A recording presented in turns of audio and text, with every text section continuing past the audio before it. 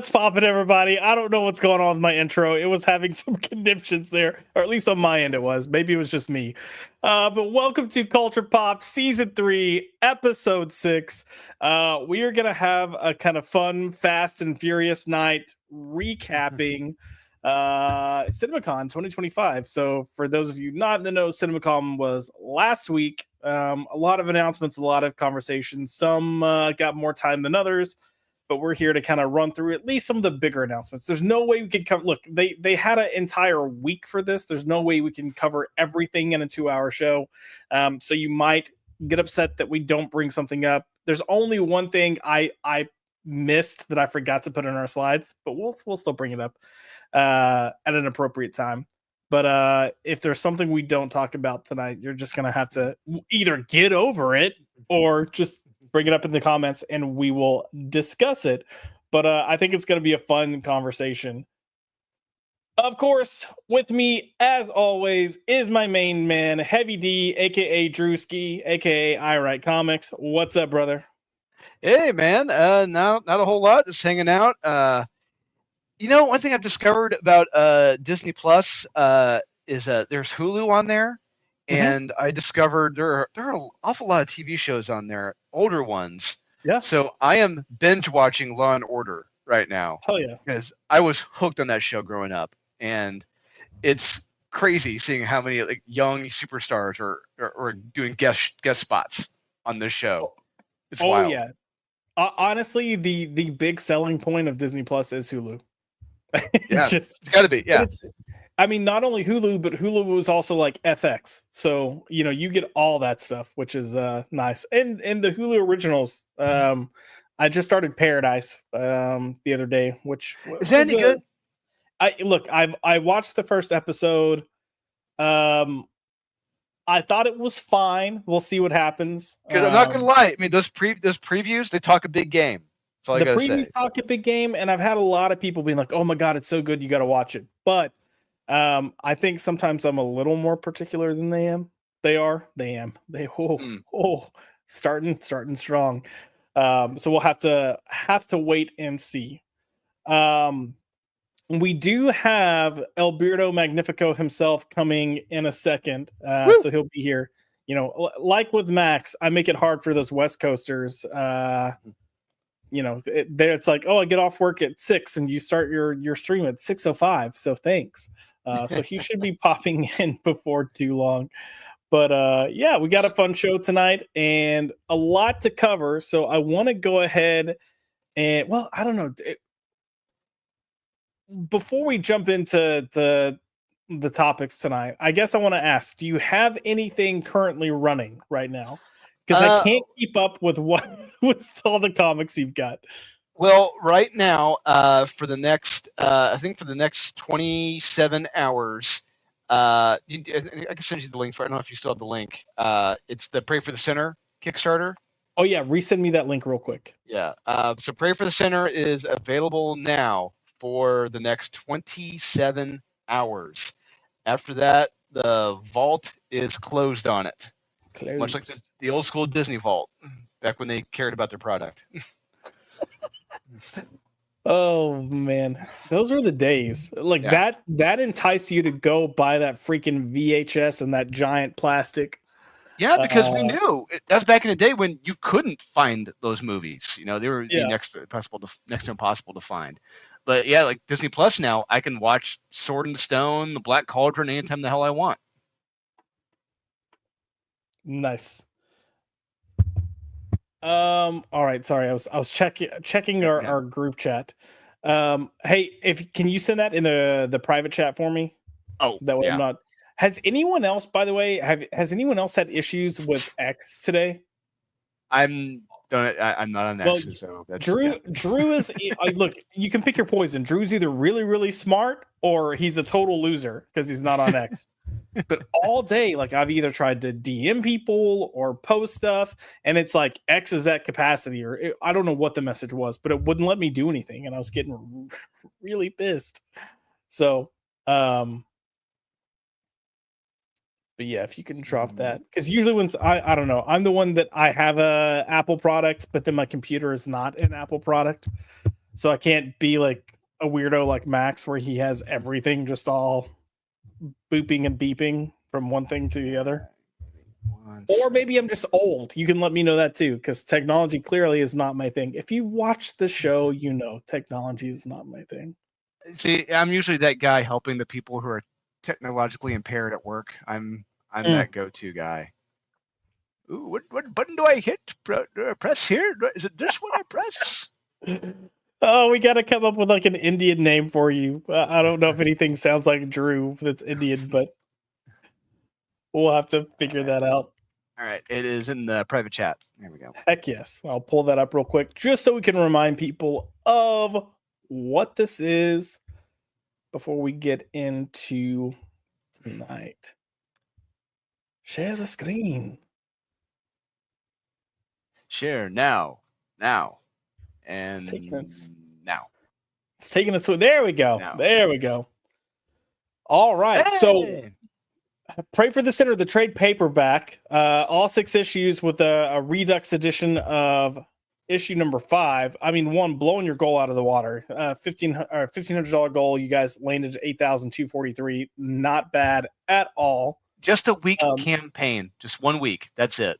Yeah, dude, seriously, not bad at all. So just real quick, since we've got this up, why don't you go ahead and give people just a quick reminder of the story, what it's about, and some of the people working on it. Yeah, so Pray for the Sinner, simple elevator pitch. It is I spit on your grave in space. You have a prison scientist here, and she something very unfortunate happens to her when there's a prison escape, the one that she's working in, and I will leave that to your imagination. And the story is about her getting her revenge on those that took advantage of her during that prison escape. And some strange abilities happened to her during that time. And yeah, it gets pretty wild and crazy. And I hope you guys check this out. Yeah, so the names involved in this are Michaels, Ryan Kincaid, Dietrich Smith, and a beautiful. A lot of those guys did beautiful covers too. Rob Liefeld did a cover. Bob Layton did a cover. But the main cover for this, I believe, not sure if it's going to be for issue 5 or for the trade. Alan Qua did that main cover. So Murat spent a lot of money to make this look beautiful. Nice. And then we've got some interior art here that you guys featured for the book. We've also got Steamy. No, literally, it's a shower. It's steamy. Okay, so Alan Qua. Alan Qua did the trade paperback cover here. Heck yeah. Salty, thanks, man. Appreciate it. And I love some of the. I mean, look, I said it last week, but I'm so partial to this cover because it's so freaking awesome. It's one of those iconic movie posters. Yeah. And Absolute Batman did it. Come on. So right. I mean, there's a lot of people that have done it at this point, but it just, I mean, there's a reason for it. You see it and it has an impact. So yes, it does. Yeah.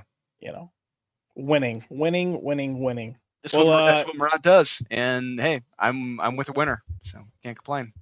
Winner, chicken dinner. Well, I'm gonna drop this in the comments real quick. That way, if you got, listen, Salty. I'm trying to do multiple things at once, and we know I'm not good at multitasking. And I will say, Salty and others, if you like Pray for the Sinner, just wait.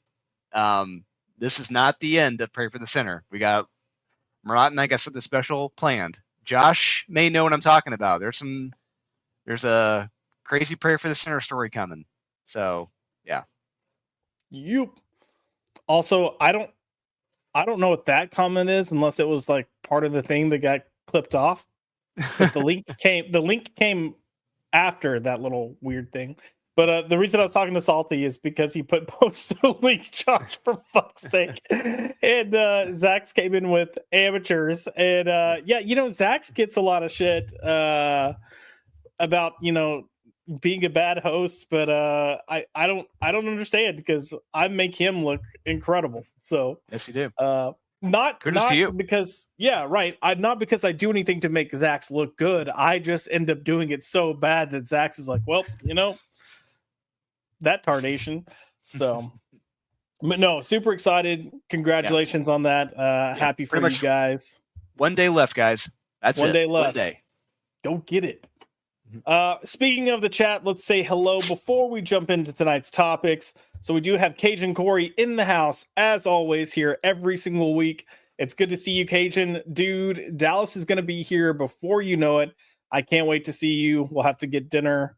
We're taking some extra time because last year, I mean, look, we've had fun every year at Dallas, but last year felt like it just went by so fast. Too fast.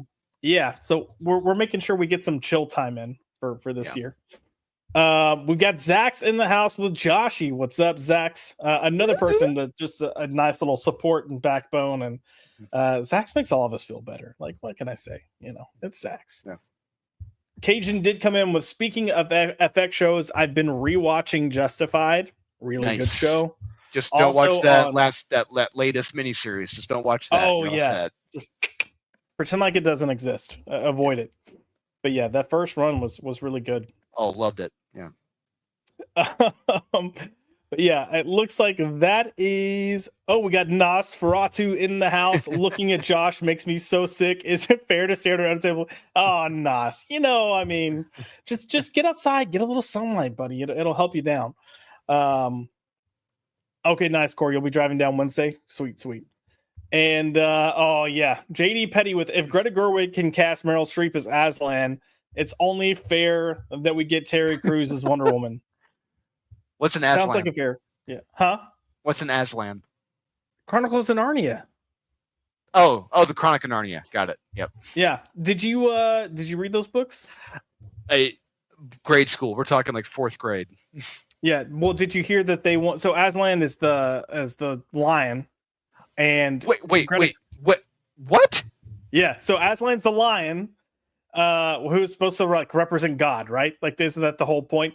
So Greta Gerwig, the woman who directed Barbie, wants Meryl Streep to play Aslan instead of a male. So they're gender. I mean, look, I get it's a lion, but they're still gender swapping. So. And didn't Liam Neeson do the voice last time? I don't know. Hold on, we're looking this up. 2000. Oh, that's where they. Hold on. Chronicles of Narnia movies. Cast. Hey, Nosferatu can't wait to meet Jay Bauman. It's gonna be great. Yeah, it's gonna be great. Yeah, Josh. it was. You're right. It was Liam Neeson. So, what the heck? Gosh. All right. Anyways, let's get into our topics for tonight. So, as I said, CinemaCon was last week. I'm going to try not to pull a James Gunn and call it Comic-Con, but it's probably going to happen. It's just, you know, when you work and attend multiple Comic-Cons throughout your life, everything just kind of becomes Comic-Con. Yeah. But I do want to start, since we mentioned James Gunn, I do want to start off because there was a lot of hype going into the Warner Brothers panel, specifically because of the Superman panel, and James Gunn's been hyping it up, said we're going to get surprises, and it ended up being 30 minutes of them talking on stage about like nothing. They were just kind of hanging out doing like Q&A, like, hey, what's up? Oh, tell me about your character. Tell me about your character. Well, tell me about your character. As if we've never seen a Superman film or TV show, or don't know who Clark Kent / Superman is, as if we don't know who Lois Lane is or Lex Luthor. It was really weird. You even had industry professionals tweeting that it's boring and needed to end. Well, not just that. It really, look, from what I read and saw and heard from the CinemaCon presentation, it really sounded like James Gunn presents a James Gunn feature called James Gunn, starring Superman as who is really James Gunn, and James Gunn's dog as Crypto. James Gunn's dog as Crypto. Also, James Gunn is Aaron Sparrow. Bwong. Oh, I think you're muted, Aaron. How's that? Yeah, there we go. Yeah, that works. Yes. What's up, buddy? Can you hear my AC, or should I turn it off, or is it okay? Oh, you're good. You're good. Yeah. Okay. Things are going well, except I had to wait for the stupid update, and then I had to, wait for all the problems that go along with it. You're like, okay, let me open Firefox. That's like Firefox is already open, but it's not responding, and you're like, God damn, task manager, and then you gotta just go, ugh, every time. I want to go on record as saying I know what I was saying at the beginning of the show about me and technology, but I don't use Firefox. I'm sorry, Aaron. I had to. No, I mean, it generally works for me, but like after an update, like whenever my computer updates, then like it's like I don't want to. It also doesn't help that I didn't send you the link until 5 minutes before we were going to go live. You're like, when do we start? I'm like, in 5 minutes. Well, I mean, that didn't really matter because I normally in my head I'm like, we're going to start at 6:05. But when I walked over to my computer, like I did get it like just a few minutes before, and then I walked over to my computer and it's like updating, 30% done. And I was like, oh, son of a bitch. Well, quick. I mean, we literally just got into topics. But quick recap. We are going to just run through a lot of the big announcements from CinemaCon. I'm not going in any particular order in terms of studio and when it was announced or when it's coming out or anything like that. I'm kind of keeping in terms of genre. So we'll have some superhero stuff. A section that I'm kind of deeming as nostalgia, and then some horror announcements. But we are kicking things off with James Gunn Notice I didn't put Superman, but I put James Gunn Superman, and I did that for a reason. But I mentioned to Drew that they had like a 30-minute panel that they just wasted standing on stage talking and doing like random Q&As, with the cast before they got to like the 5-minute clip, and then that's like all they did. Well, not just but blowing James Gunn. Oh yeah, I think they wasted time showing the 5-minute clip because there's nothing about this clip that gets me any more or less excited. Yeah, for the movie. nothing. Like I'm completely indifferent to it. I completely agree because you get the 5-minute clip, which is mostly Superman calling Crypto getting him, dragging him back. I mean, Crypto being a little bit of a menace, then dragging him back to the Fortress of Solitude. Probably unneeded banter between the robots trying to be funny, and then the beam of sunlight hitting Superman to heal him. Like that's the clip. That's the 5 minutes. Josh, this feels like a deleted scene, honestly, because watching this scene, it reminded me of the Prometheus sequel film. I forget what that was called. It was called the Prometheus sequel. Prometheus Well, there's a sequel to Prometheus that came out after that. Sequel to the prequel. Yeah, which was sequel to the prequel. Which was Covenant. Covenant, that's it. Yes, Covenant. Yeah, there was a deleted scene where you had what's her face, the scientist survivor from the first one. She was working on reattaching. Shaw. She was working on reattaching David's head to his body, and it's like it's a random deleted scene you can watch online. That scene reminded me of this. I'm like, what the hell does this have to do with anything? I don't. This is like the scene that back in the day, after you would watch it on Apple trailers and then wait 5 minutes for it to reload and watch it on Apple trailers again. Like if you went to their website and you clicked on a secret little part of the Superman logo, it would give you this scene. That's what this feels like. Yeah. I don't know. It was. I mean, I get that it's the first 5 minutes, and maybe that was the thing. Like, that's the other problem. Well, that's the other problem. This is the first 5 minutes. Like we're introduced. This is how we're introduced to everything. So yeah, I don't think it's necessarily bad. It's just not good. Like it's a choice. Yeah. I mean, seeing the little bit that we got to see of Crypto in the original trailer for me was more exciting than what we saw here. Way better. Yeah. And I hate I just hate when people are like, yeah, I put the scene in the movie because that happened to me, because that was like my dog did that when I was injured, and so I thought it would be funny if he jumped all over Superman. And it's like, it's not. I thought this would be funny, or wouldn't it be funny if? We talk about this all the time, don't we, Josh? Wouldn't it be funny if? Wouldn't it be hilarious if? No, it's not. It's only funny to you because it happened to you. It's not funny to anybody else. It was just dumb. Yeah. And it's like, this is the first 5 minutes. You never get a second chance to make a first impression. Show me something badass in the first 5 minutes. But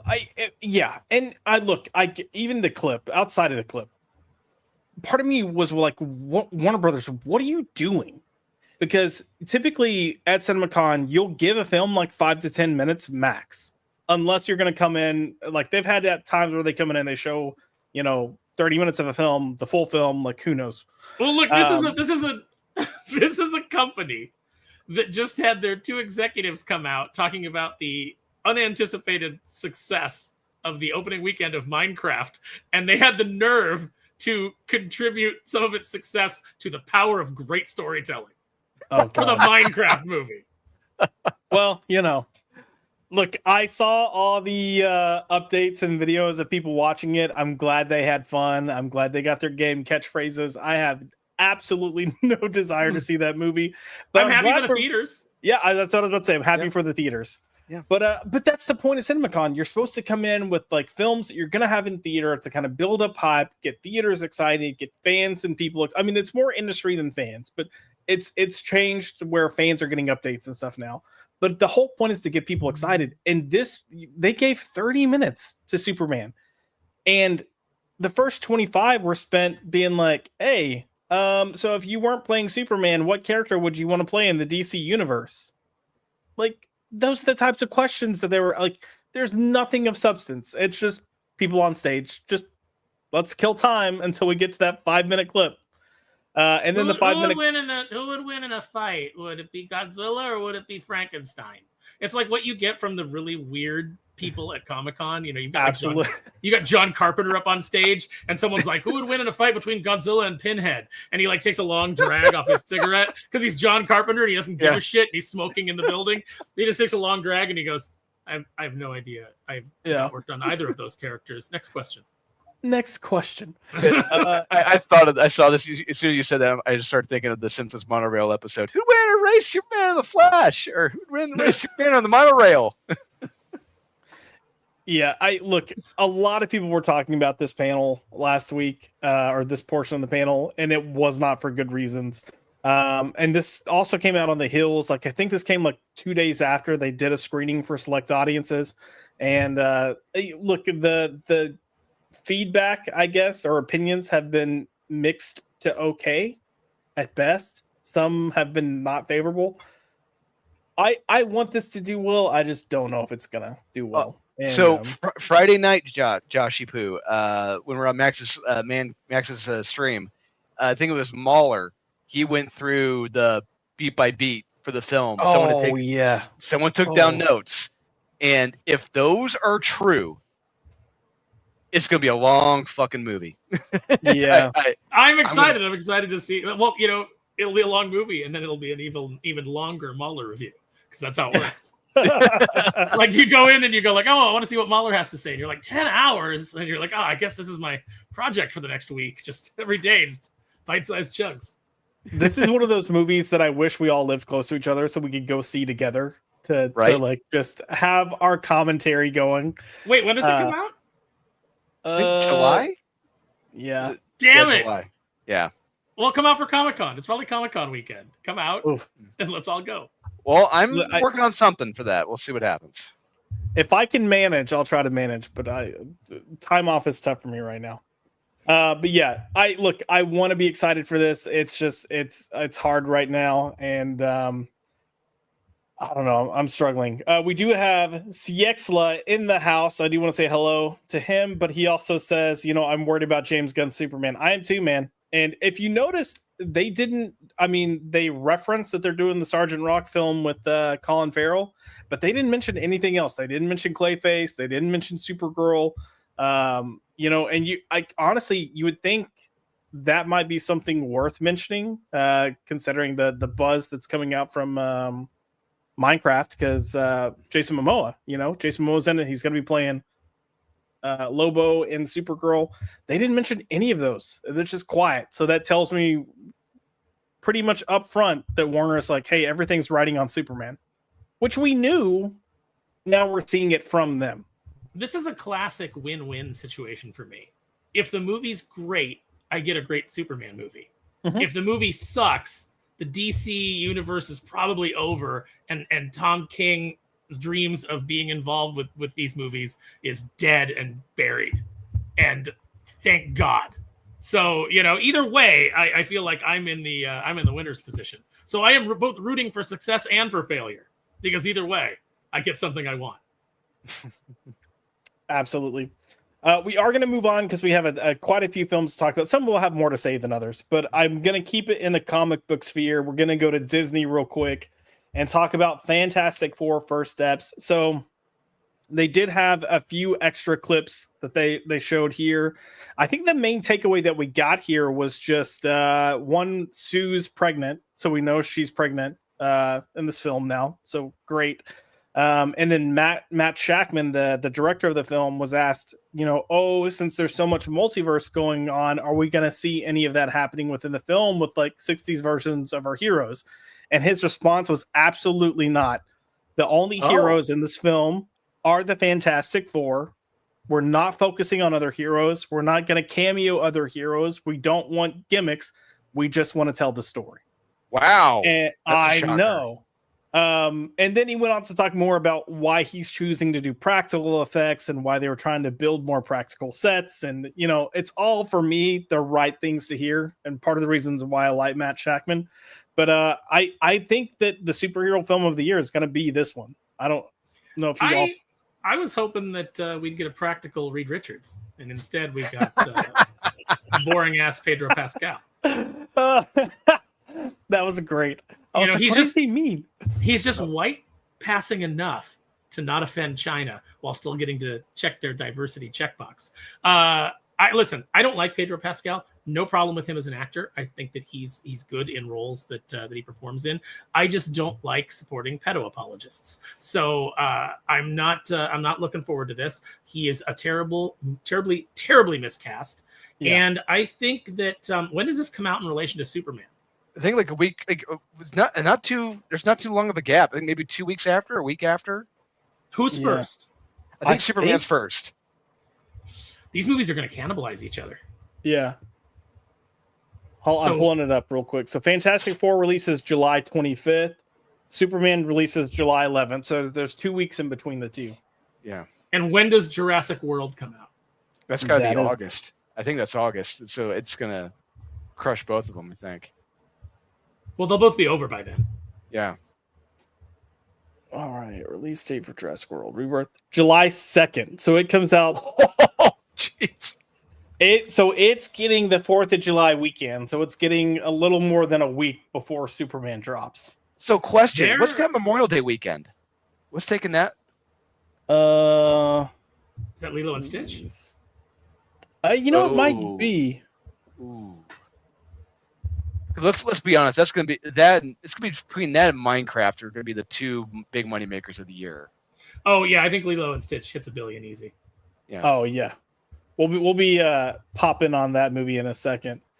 No, Lilo and Stitch looks like it's June 16th. Oh no, that was 2002. Hold on. I can't wait for that one. Looks good. I know, it's so exciting. Wow, we're going back in time. What the hell? Gonna go back. All these freaking remakes. The thing that sucks too. May 23rd. Is May 23rd. Okay, so that'll. I mean, well, shit. By the time Jurassic World comes out, Lilo and Stitch may still be making money. What if everything just gets pushed back? What if people are still seeing Lilo and Stitch, so they don't go to Jurassic World right away? And then when Superman comes out, they're going to Jurassic World. And then by the time Fantastic Four comes out, they're going to see Superman. Oh, dang. Well, How to Train Your Dragon's releasing June 13th.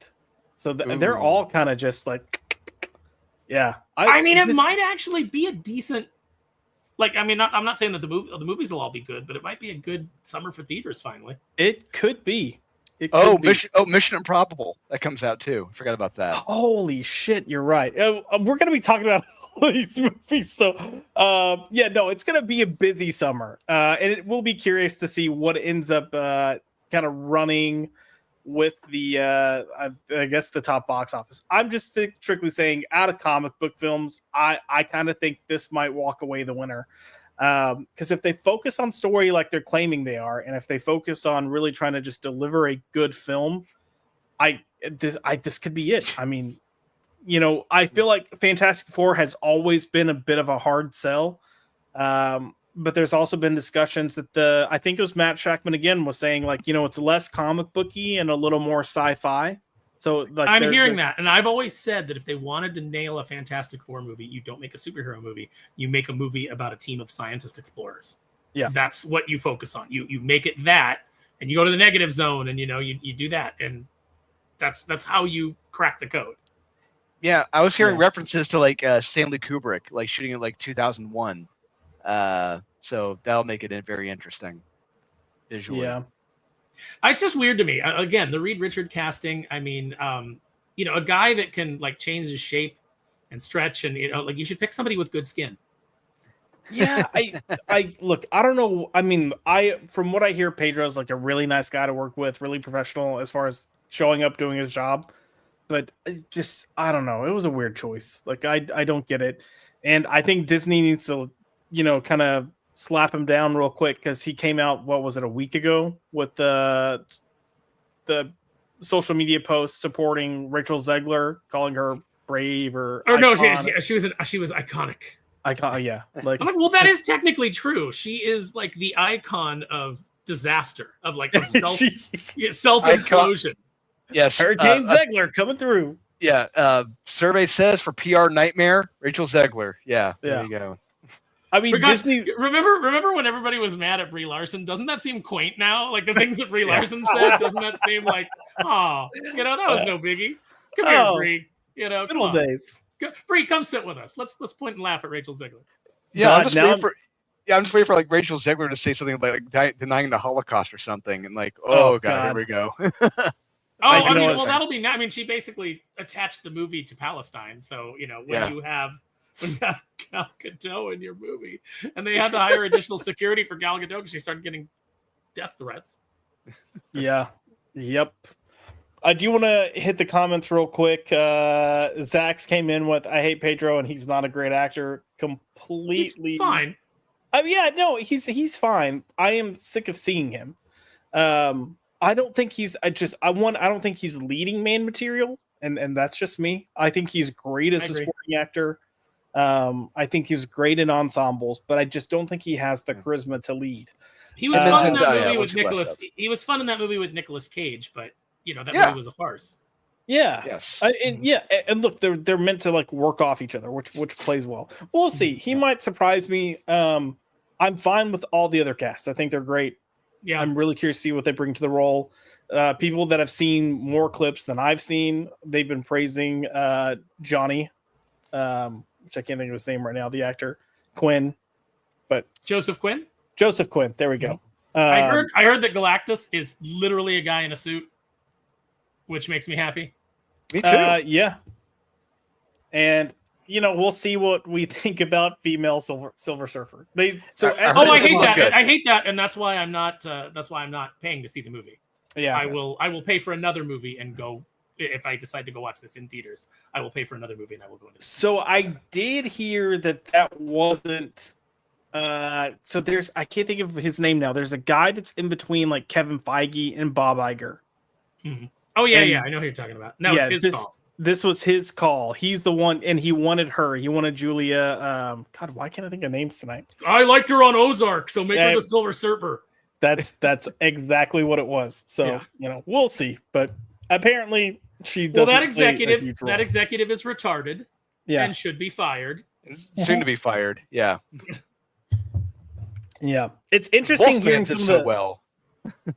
It's interesting hearing some of the internal rumbles coming out because it looks like, as we continue to go further down this path of Disney failing, Iger is actually leaning in more to like, let's move out of identity politics. And then he's getting pushback from people below. And I'm like, fire them and move on. Yeah. Like you are the boss. You're not going to be president. It's not going to happen. So just go back to, quit trying to make these moves that, by the way, have proven politically unsuccessful anyway. Yeah.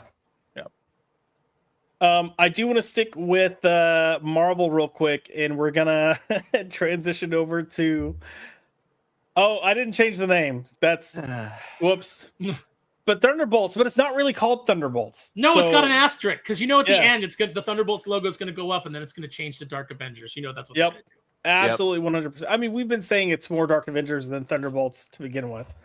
But yeah, I don't know. I'm not looking forward to this film. I think this is not going to be a great film. Did y'all see the whole like presentation of them coming in? Yeah. Jesus, that was something. God, like I don't know. I just remember the day when these presentation type things were taken seriously, and it wasn't just like a dog and pony show of like, oh, aren't we so great? Oh, we're all friends and love each like. I don't know, but the whole what they need to realize is it's like, oh yeah, hey actors, Hollywood, nobody likes you anymore. Nobody likes you. Just come out, talk about the movie. Nobody wants to see your cute little personalities on stage because we don't like you. So stop it. Like I like David Harbour in movies. I don't want to talk to him in real life. Yes. No, same. Maybe Wyatt Russell. Wyatt Russell seems cool, and maybe Florence Pugh and Sebastian Stan is fine. Yeah. And whoever the girl who plays Ghost, maybe she might be cool. She might be cool. I don't know either way. And I'd love to talk to Olga Kurylenko. I mean, she'll be in this movie for 2 minutes before she gets killed because her name ain't on any of the Doomsday chairs. So that's actually a point to bring up because I don't think this film had a ton of wind in its sails to begin with, but I do feel like the announcement of the Avengers Doomsday kind of even lessened the excitement for this because we now know whatever. I think when you go into a movie like this where you have heroes or anti-heroes stepping up, you kind of come in with the expectation of like we're going to lose a lot of team members. Mm-hmm. And now we know we're not. We're just losing not Taskmaster. Well, apparently that's what's going to happen in Avengers Doomsday is we're going to lose a lot of characters. Yeah, that's what I'm hearing too. Which if you can promise me that as soon as Simu Liu steps out and does a little karate pose that he gets just obliterated off the face of the earth by Doom, even if it's Robert Downey Jr. in a costume that makes the Doom costume from the first Fantastic Four movie with Michael Chiklis look great. Even if it's that lame, I will give you my money. I will pay to watch Shang-Chi wiped out of the movie. I'll pay to see Mark Ruffalo killed on screen. And I don't mean as Bruce Banner. I mean, I want him to step out of a deli and be like, hi, I'm actor Mark Ruffalo, and then just get plowed into by a bus. I will pay to see that. So Final Destination his ass right out of the... Have y'all not seen... Oh, that's so tiny. Hold on. Let me see if I can get it. Have y'all not seen the image for Robert Downey Jr. potential... No, I have no idea what... Wait, I saw the card. I saw the card that he sent out. Yes, the invitation card. Mm-hmm. Where it looks like that is potentially the Doom design, maybe? That looked like shit. Yes. It did not look good. I'm trying to... Every picture that I'm finding online is really tiny. So hold on 1 second. These people suck. Yeah, and the other thing about this film, I'm trying to figure out the tone of this because every trailer has been different, and I don't know what the hell they're going for with this. It's an A24 movie, but in Marvel. That's what they keep saying. That is what they keip saying, but it doesn't feel like that at all. Doesn't even look like that. The song that they keep playing, what's the song that's in the trailer? It escapes me right now. But they keep playing the song in the trailer, and that song makes me not want to see it. Yeah. And all the little goofy jokes in one of the trailers where they're trying to do that classic Marvel humor that you love. And it's like, no, we don't like it. We don't like it because you guys don't do it right. I don't want it. Yeah, and then the very last trailer, they're playing it as a stark, serious, dark film. It's like, wait a minute, this is completely counter to every other trailer we've just seen here. So what the hell is happening here? Capital Video, who I thought his name was Captain Video for a minute. The Capital Video says it's Suicide Squad with fake Russian accents. Fake Russian accents. That's the other problem is that it looks like Suicide Squad. Like when you put it up on the screen, yeah. Anybody who's seen Suicide Squad is going, is this Marvel's Suicide Squad? Yeah, that sucks. I pray to God that is not the mask. I pray to God. Yeah, I don't Go know. Get the Hasbro mask that they just revealed a couple weeks ago. Yeah, at Toy Fair, the Hasbro mask that looks like comic Dr. Doom, and just put that plastic mask on. It's better than this. Yeah, my thing is like, why would you even do this if it wasn't potentially the mock-up? You know, I don't know. I mean, I get that real it's Dr. Doom down at the bottom. Maybe maybe it's going to be a council of Dooms. Maybe we're going to get a whole arena full of them, like Kang. They're gonna be like, I don't know. That might be a bad omen for future Robert Downey Jr. films. Oh, what happened to Robert Downey Jr.? Yeah, he got arrested again. I don't know. Beat some chick. Something happened. But yeah, I don't know. I'm not feeling that. Not feeling that costume design. And again, it hasn't been officially announced. It just seems like, why would you do that? And then they had a set photo with him, and he's got the same hair. So like, it just makes me. It makes me nervous. But You know what my hope was that they were going to be like, yeah, it's Robert Downey Jr. And then everybody was going to be like, oh, Tony Stark is going to be Doom and blah, blah, blah. And there's going to be all that fury over that. And, I think we talked about it on here. But my hope was that, yeah, you cast Robert Downey Jr., but he's going to show up.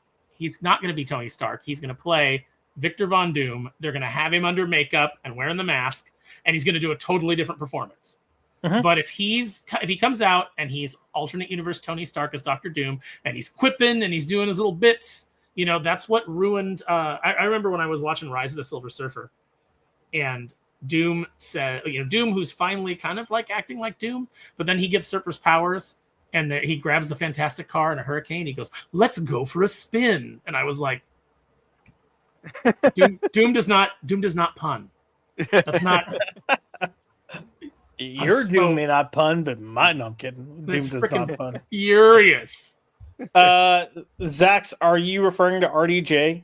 He's 60. I thought he was older than 60 based on how he looks. I'm going to be honest. He hit the wall. Like, why? Because he went vegan. Oh, yeah, no. Yep. Mm-hmm. Yep. That'll do it to you. Yeah. So, yeah, I think we feel free to move on from Thunderbolts, not Fantastic Four. Also not Thunderbolts, but, we'll see. This comes out soon. I think. I just want to say, before you go off of Thunderbolts, I have one statement, and that is John Walker did nothing wrong. That's Captain America, not the guy that just had that movie that I could only watch 20 minutes of before I had to turn it off on Blockbuster Video. I mean, Bucky should be Captain America. Yeah, Bucky should be Cap. But otherwise, give me John Walker. Yeah. No, Zax, I'm pretty sure he's 60. I think he looks like Clint Eastwood. He does. He does. He's got the same skin, the same like tissue paper skin. But like Clint Eastwood is like 100 years old. Yeah. Man, Clint Eastwood was like 100 years old 20 years ago. What are you talking about? Like when he did Gran Torino, you were like, is that guy 100? And now he's like, he looks even more. Like he barely opened his mouth. And well, I mean, he never really did that. He just growled through his teeth all the time. Zax put John Walker as a hero. Yeah. John Walker's the hero we need and the hero we deserve. I blame the media, man. Come on, it's the media.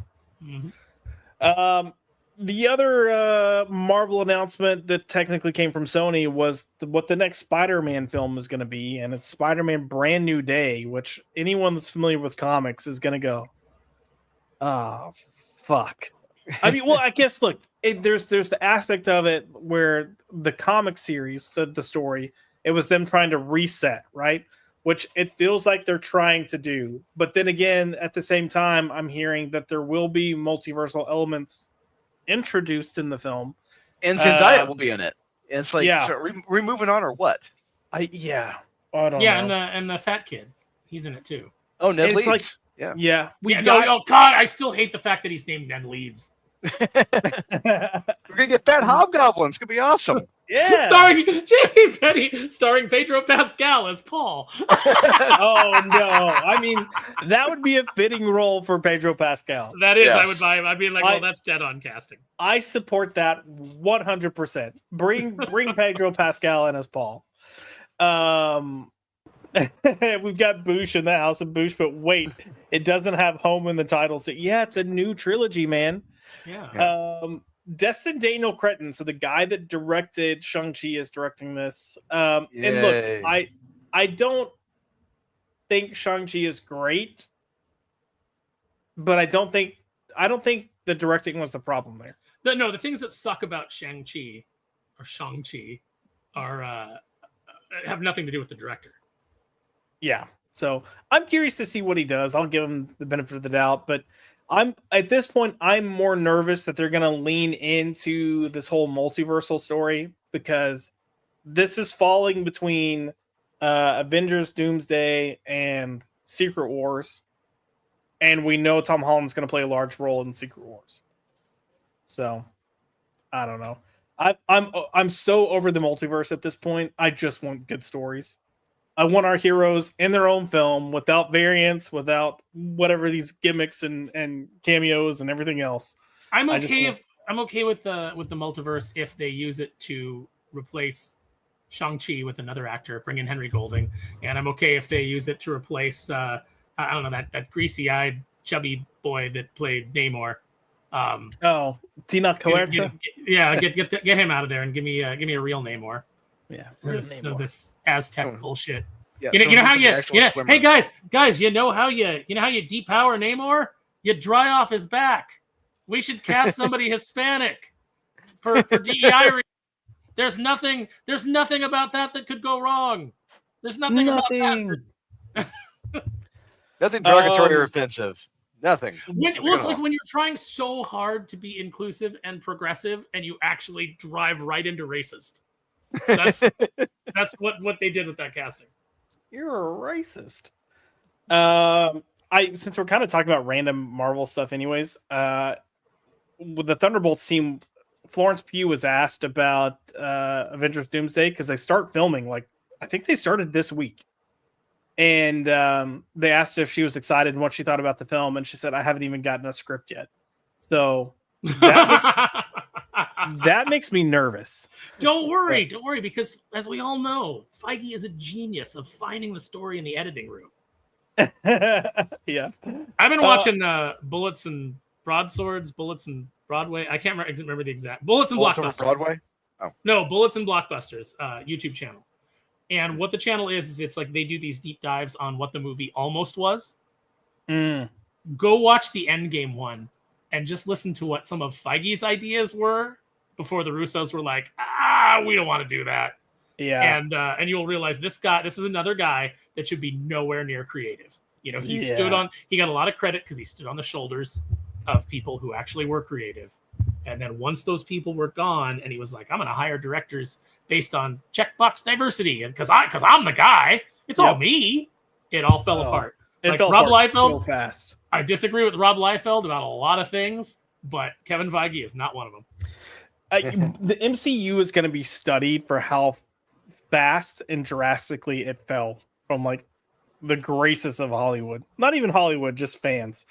But yeah, I did want to highlight real quick. Ivan Sanchez, the actor, sucks. Yeah, Simu Liu sucks. Which, I mean, China hates the guy, and they're refusing to show his film. So it makes me wonder. Like, a lot of people in America hate the guy. A lot of people everywhere hate the guy. Yeah. I hate his stupid face. I hate his inability to emote. I hate every time he opens his dumb mouth. I can't stand him. Yeah. I hate the fact that he ruined those people's business. Oh yeah. Yeah, I remember that. God, he's an asshole. They cut off Namor's PP, and that is actually literal. They CGI'd his crotch to be smaller. So, I mean, it's kind of a compliment though as an actor, right? Yeah, I know. All right, cool. I'll take that. Why not?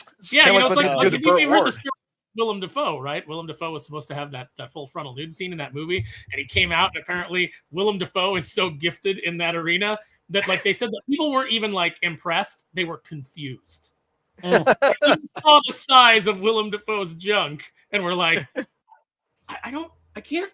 What is happening right now? He does seem like a very thin man, though. So part of me wonders is how much is that helping? Oh, that's true. That might be. It's comparatively like a midget. I also have to say I ate Mrs. Sassy real quick, and then JD's got to head to bed. So good night, sir. Thank you for coming in. Good night, JD.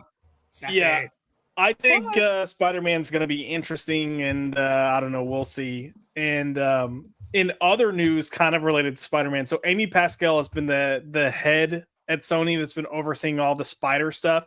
So they work hand in hand with Marvel. But she was completely all successful, no failures at all whatsoever. Well, the Spider-Man movies have been pretty successful. So I'm being sarcastic. Yes. Oh yeah. Yes. But the non-Spider-Man movies are really bad. So Drew, I have bad news for you. She's heading up the James Bond stuff now.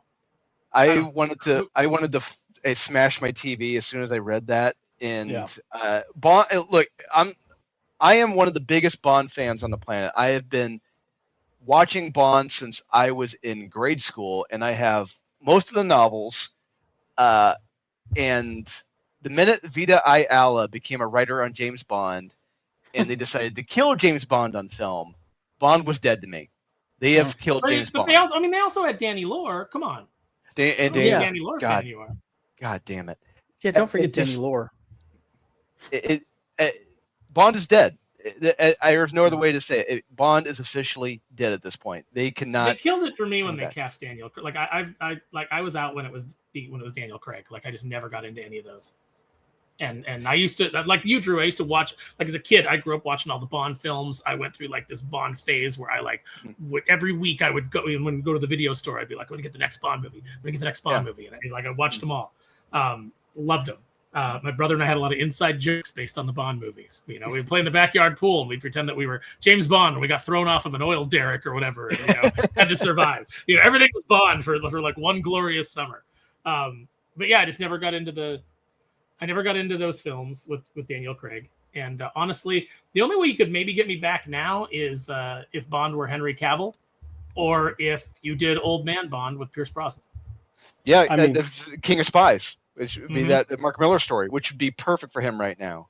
Oh my God! Can you just make Can you just make King of Spies and get Pierce Brosnan? That would be amazing. Take my money right now. If that was announced for Amazon, like that's their new series or mini series.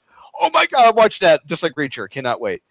But yeah, like you said, if they honestly did a Bond film with Henry Cavill or, in my opinion, Michael Fassbender, I always thought like he would be great as Bond because he visually speaking, how Ian Fleming visualized him, it very much resembles Michael Fassbender.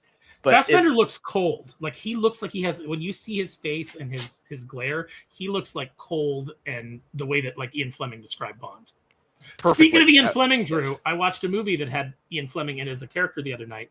The Ministry of Ungentlemanly Warfare. He's actually a character in the film. He is, yeah, and briefly, but he's like at one of the briefings, and they introduce him. But that movie is damn good. I don't know why people like ragged on that movie and we're just like, man, it's damn good.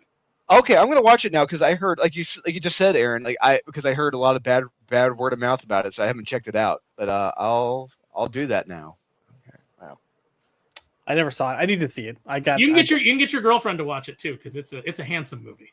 Yeah, it's a handsome movie filled with handsome men. You got, but then they also have an actress in there that is just like, so a little something for everybody. Ooh, well, that was Guy Ritchie. Be a straight or be a gay. You're gonna. That was Guy Ritchie, right? Yeah, Guy Ritchie. Yeah, I tend to like his films. So yeah, me too.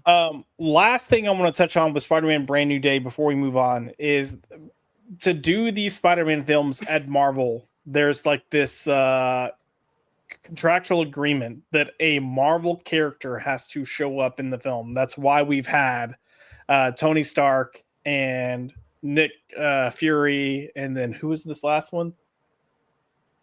I mean, all the others. Doctor Strange. And what I'm hearing, and God, this makes me so nervous and sad, is that Mark Ruffalo is going to be the guy in this one. So, if you wanted to be more nervous, Mark Ruffalo. Oh, that makes me not want to see it. I know. That's why I'm like, I hope this is not true. Yeah. So why? I don't know. I don't know. But they're gonna have to jump on. He can be totally pussy Hulk. Yeah, but they're gonna have to jump on this film because this film comes out June next year. And good luck with that one. Oh yeah. Man. And I don't know if there's a script. Who knows? But Tom Holland. I mean, Florence Pugh hasn't seen it. They said, "Oh, are you excited about Spider-Man?" She's like, "I haven't seen a script for that either." I can guarantee you right now that is not meeting its release date, and if it does, it's gonna be shit. Yeah, probably. They're gonna rush the hell out of it. So there might be a script. Who knows? I mean, they've had a little while to work on this, but sheesh. I think it's funny they haven't started this. And it's going to beat the next Spider-Verse movie to market. And speaking of Spider-Man, Beyond the Spider-Verse is coming out. Remember when they brought up the last Spider-Verse film? And then they're like, oh, the final installment comes out in 6 months. And then, what is it, 3 years later? Yeah. No, did half the animators die? They got announced, like, drop dead in their chairs. Everyone died. Well, part of me wonders if that was just a mistake that no one caught and corrected until after it got leaked and released. Like Didn't they fire Lord and Miller off of this? Yeah, I think I think so. But also like they hadn't filmed any of the voice actors, so it's like, good luck trying to get this completely done within 6 months when you haven't even done any of the voice recordings. So I don't know. I think it was just a mishap that someone made a mistake on. And I've liked the first two Across the Spider-Verse films. I'm excited for this. It might be the one glimmer of Spider-Man stuff we get. I mean, I'm just wondering, are they still gonna have all the Black Lives Matter and trans flags and things like that they crammed into the second one? All the political messaging. Is that gonna be in the third? Maybe. Are we gonna get the pregnant Spider Woman in this too? That'd be oh man, that figure sold so great. Like my Walmart still has like 8 of them hanging on the peg. I've got to highlight some comments real quick, but we have Ivan Sanchez coming in with it'll come out in 2025 or 2050. I mean, that sounds more or less accurate. Well, in the over or under, you're winning for sure. And we have the Tardo himself, Maxfield Von Priestley, coming in with a 10-month membership, showing some love, and then he followed up with Tism, because we're the Tism twins. Good to see you, Max. I'm glad you're here. Hope you had a good day, brother. We're talking about films and CinemaCon and announcements, and if Hollywood has any hope. So far, it's not looking great. So I mean, it looks like a busy summer. Yeah, and we'll get to some of those films, but for what it's worth, I'm excited for Spider-Man Beyond the Spider-Verse. Let's see if they can stick the landing, I guess. The first two films were solid. Even the second film was solid despite what they were doing with some of their political messaging. It still ended up telling a good story until it abruptly ends because it's part one of 2 parts. But did they ever didn't Fast and the Furious do that year too? Didn't they they were all going to die under a waterfall or something like that? Doc would give me shit, but I don't keep up with Fast and Furious films. So. I don't either. I don't care. And that goes back to what you said earlier. Another film franchise that does so well based off their scripts. All that fantastic writing. Yeah. Well, it's about family. It's about family. That's why. Well, see, it's a shame that Carrie Fisher died before she could be in a Fantastic Four film, because as she said about The Last Jedi, it's about family. And that's what makes it about family. That's what makes it so powerful. Gosh, how there's never been an Olive Garden tie-in with Fast and the Furious is very bro. When you're here, your family. When you're here, all the breadsticks you can eat. Yeah, Olive Garden. When you're here, you're here. Oh gosh, I love it.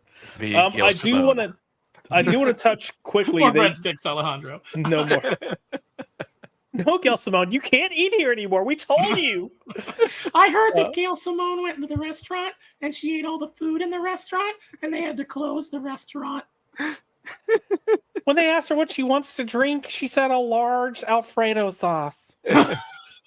She looked at the menu and told the waiter, okay. Oh, God, I hope that gets clipped. Oh, man. We're assholes. Oh my goodness, she's never going to want to work with me now. I do want to move on. We're going to kind of circle back to DC for a second because I do want to touch on another animated project that was highlighted just briefly, but it's a dynamic duo. So this is the animated film that's going to feature Dick Grayson and Jason Todd. Have y'all heard anything about this? No, this is the first I've heard of this. Same, yeah. So I heard about the announcement and I knew it was going to be animated, but I was like, all right, cool, okay, whatever. And they showed a like Warner Brothers had like a teaser thing kind of showing, and it was like a 5-second clip of this.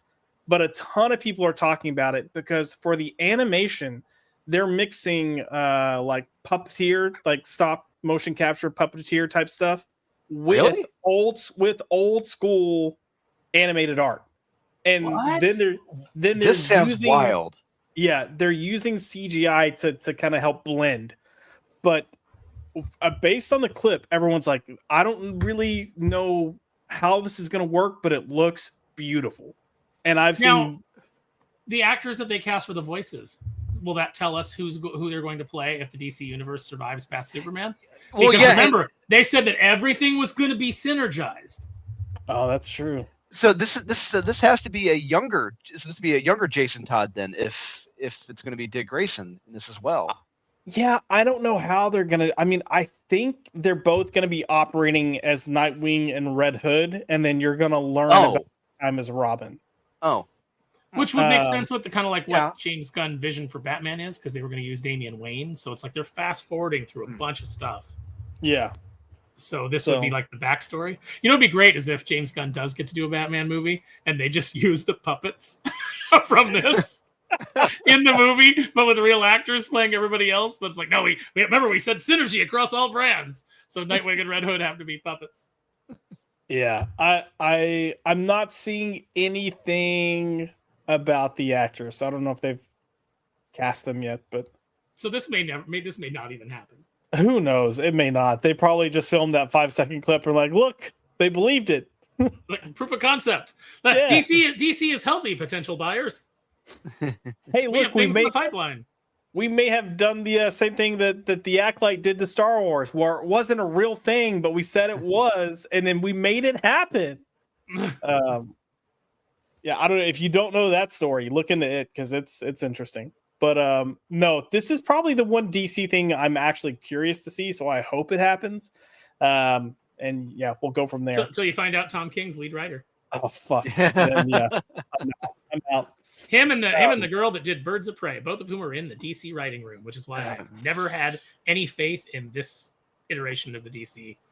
And of course, you say the girl that did Birds of Prey, and that like I've been struggling with names all night long, and her name comes right to mind, and it's Christina Hodson. I'm like, that's it. Fuck my life, yeah. Real quick, because we got the Warner Brothers animation thing up here. They quickly kind of mentioned like, oh, because they were trying to step away from animation. Now that they're kind of leaning back into it. So they quickly mentioned all these other things that they're doing. And I want to remind everyone that they had Looney Tunes projects. They have 2 Looney Tunes films that they ended up doing as tax write-offs and selling off. And one of them is the Wile versus Acme. Which sounds hilarious, which I want to watch. It got bought out, so it's going to hit theaters. It got bought out by like Ketchup Studios or Ketchup something like that. But they sold off these 2 Looney Tunes projects, and when asked about it, they said, quote, "We don't have faith that Looney Tunes will be big box office drivers for us." But then at this presentation, while going over Warner Brothers, they're like, "Oh, and we're making a statement with our Looney Tunes animation film that we are working on." So they've got one. What? But I'm like, bro. They just tore down the Looney Tunes animation studio on the lot. I know. What the fuck are you saying right now? I don't believe a word you're saying about that. Yeah. No, they showed their updated look, but hell if I know. Here's the problem. Here's why you can't go back and because once Looney Tunes became corporatized in the current environment, they could no longer be edgy.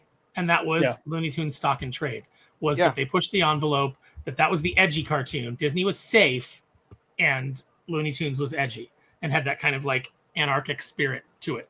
And you can't have that anymore. You can't have Pepe Le Pew because a bunch of land whales get upset about consent. You can't, they tried to get rid of Speedy Gonzalez until all of the Mexicans dug in their heels and said, no, white people, no white liberal college girls. We happen to love Speedy Gonzalez. Back the F off. And by the way, take your Latinx shit bullshit with you too. Like that's the problem with Looney Tunes, is because the characters are edgy in a time where you're not allowed to be edgy anymore. Yeah. It makes them a hard sell. Yeah. I mean, look, that edginess is swinging back. We're seeing it kind of come back full circle on a lot of things. So. I think, I don't know if you're going to get to it, but the Naked Gun, I think that's going to be the first real test. I've got it in here, so we'll get to it. Let's go ahead and keep kind of going through some of these real quick. We kind of mentioned earlier, but Lilo and Stitch, I do think this is going to be one of the bigger hits of the year. It'll be the biggest of the year, I guarantee it. I've never seen the animated film, but this looks what? Like it's, yeah, I know. I've never seen it.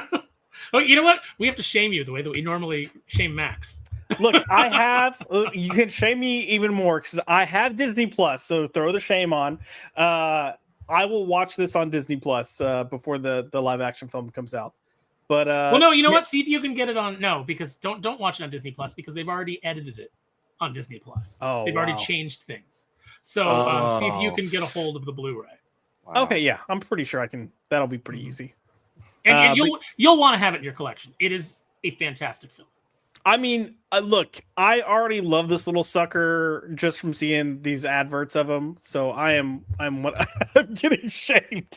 Kaiser Jose's the lady from oh shit, what is it? What's that film? Game of Thrones. Yes, Game of Thrones. Shame, shame, shame. I like that I come in and I get to be Josh's memory. Yeah. No, please tell. I hope that is the movie poster because that is going to be the absolute truth. I guarantee you, this Lilo and Stitch film. How funny would it be if it does make more than the next Avengers film or anything from 20th Century Studios or the Dragon Ball movie or Disney? I'm going to laugh my ass off. Well, the thing I love about it is it already looks like it's upset. It's upset the people that Disney was catering to just 2 years ago. So it's Stitch. It's going to make a ton of money in Japan. It's going to make a ton of money here. I'm interested in seeing it. I'm actually interested in giving Disney money for something. Yeah. Because I love the animated movie, and I don't like live action remakes, but this actually looks like a faithful remake. It looks like they've got some new jokes, some new bits in there, but they're all very much in the spirit of the original film. I did laugh out loud during the trailer when he pulls the CD out of the CD player and whips it out the back window and causes that car to crash off the road. Like I was like, this is what I want. Well, this is like I don't know. Again, haven't seen the animated film, but when I see the clips of Stitch being like a little bit of a terror, this reminds me of like when your pets are terrors. But it seems like it's executed better than what James Gunn just tried to do in that Superman clip. So yeah, this reminds me of Turner and Hooch, and I love Turner and Hooch. Yeah, hell yeah.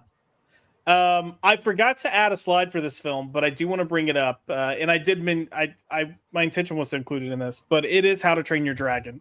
Because they did show screenings of this at CinemaCon, and the feedback that I'm hearing is all extremely positive to the point that there have been multiple people saying they finally got an animated to live action film right. And I know it's not Disney, but just in general.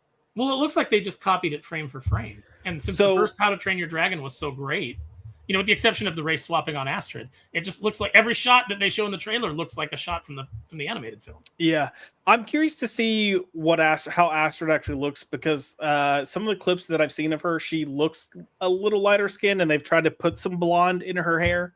Yeah, did they fix it?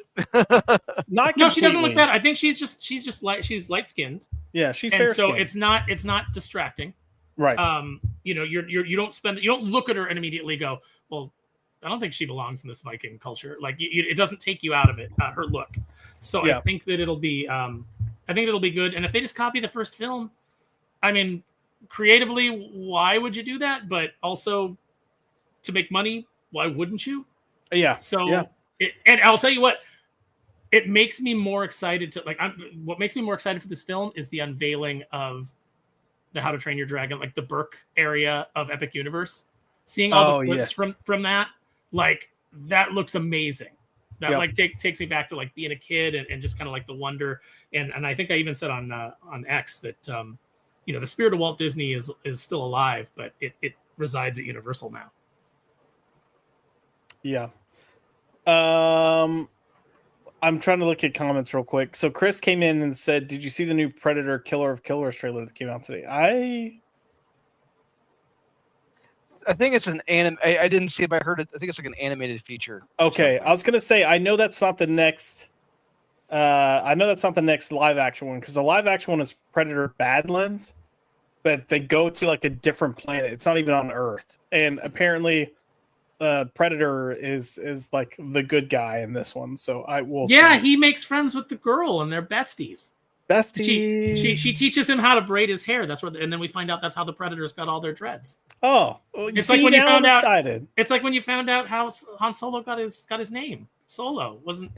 Wasn't that great? Wasn't that a great moment? Didn't that really like redefine the character for you and make you like him more? Yeah, I didn't watch that movie, so. Yeah, well, I'm not going to watch Predator Badlands, so. Yeah, I don't think so either. Nope. But no, I do think Lilo and Stitch and How to Train Your Dragon are going to be huge movies this year. And then, Aaron, to your point, I asked one of the people that saw the How to Train Your Dragon at CinemaCon if it was pretty much just a complete lift, and they said there's a lot of it that is, but there's a lot that does. They kind of approached a little bit differently. Okay. And he said they added about 20 to 30 minutes to the film to kind of help it feel a little more grounded in certain areas and give more weight in certain areas. So yeah, just like maybe a little, some of the stuff a little more earned. Yeah, because that was like so. My problem where I jumped out of the franchise was the second one where they killed Stoic, just so that they could like then bring his mom in and have her be the one that is like that he's looking up to, because not only did that suck, but it's like, oh, my dad's dead, Viking funeral, and then like 30 seconds after he's just said goodbye to his dad, dead body burning its way down the river or whatever. Oh, we're flying on baby dragons. Isn't this great? And I was like, F this movie. And I never went back. Our dragon's great. You're like, F this. I'm out. I'm out. What about Avatar, Fire and Ash? Are we excited about this? I never saw the second one. It's not horrible, Drew. But they're not it bad. Is visually it's fantastic. Yeah.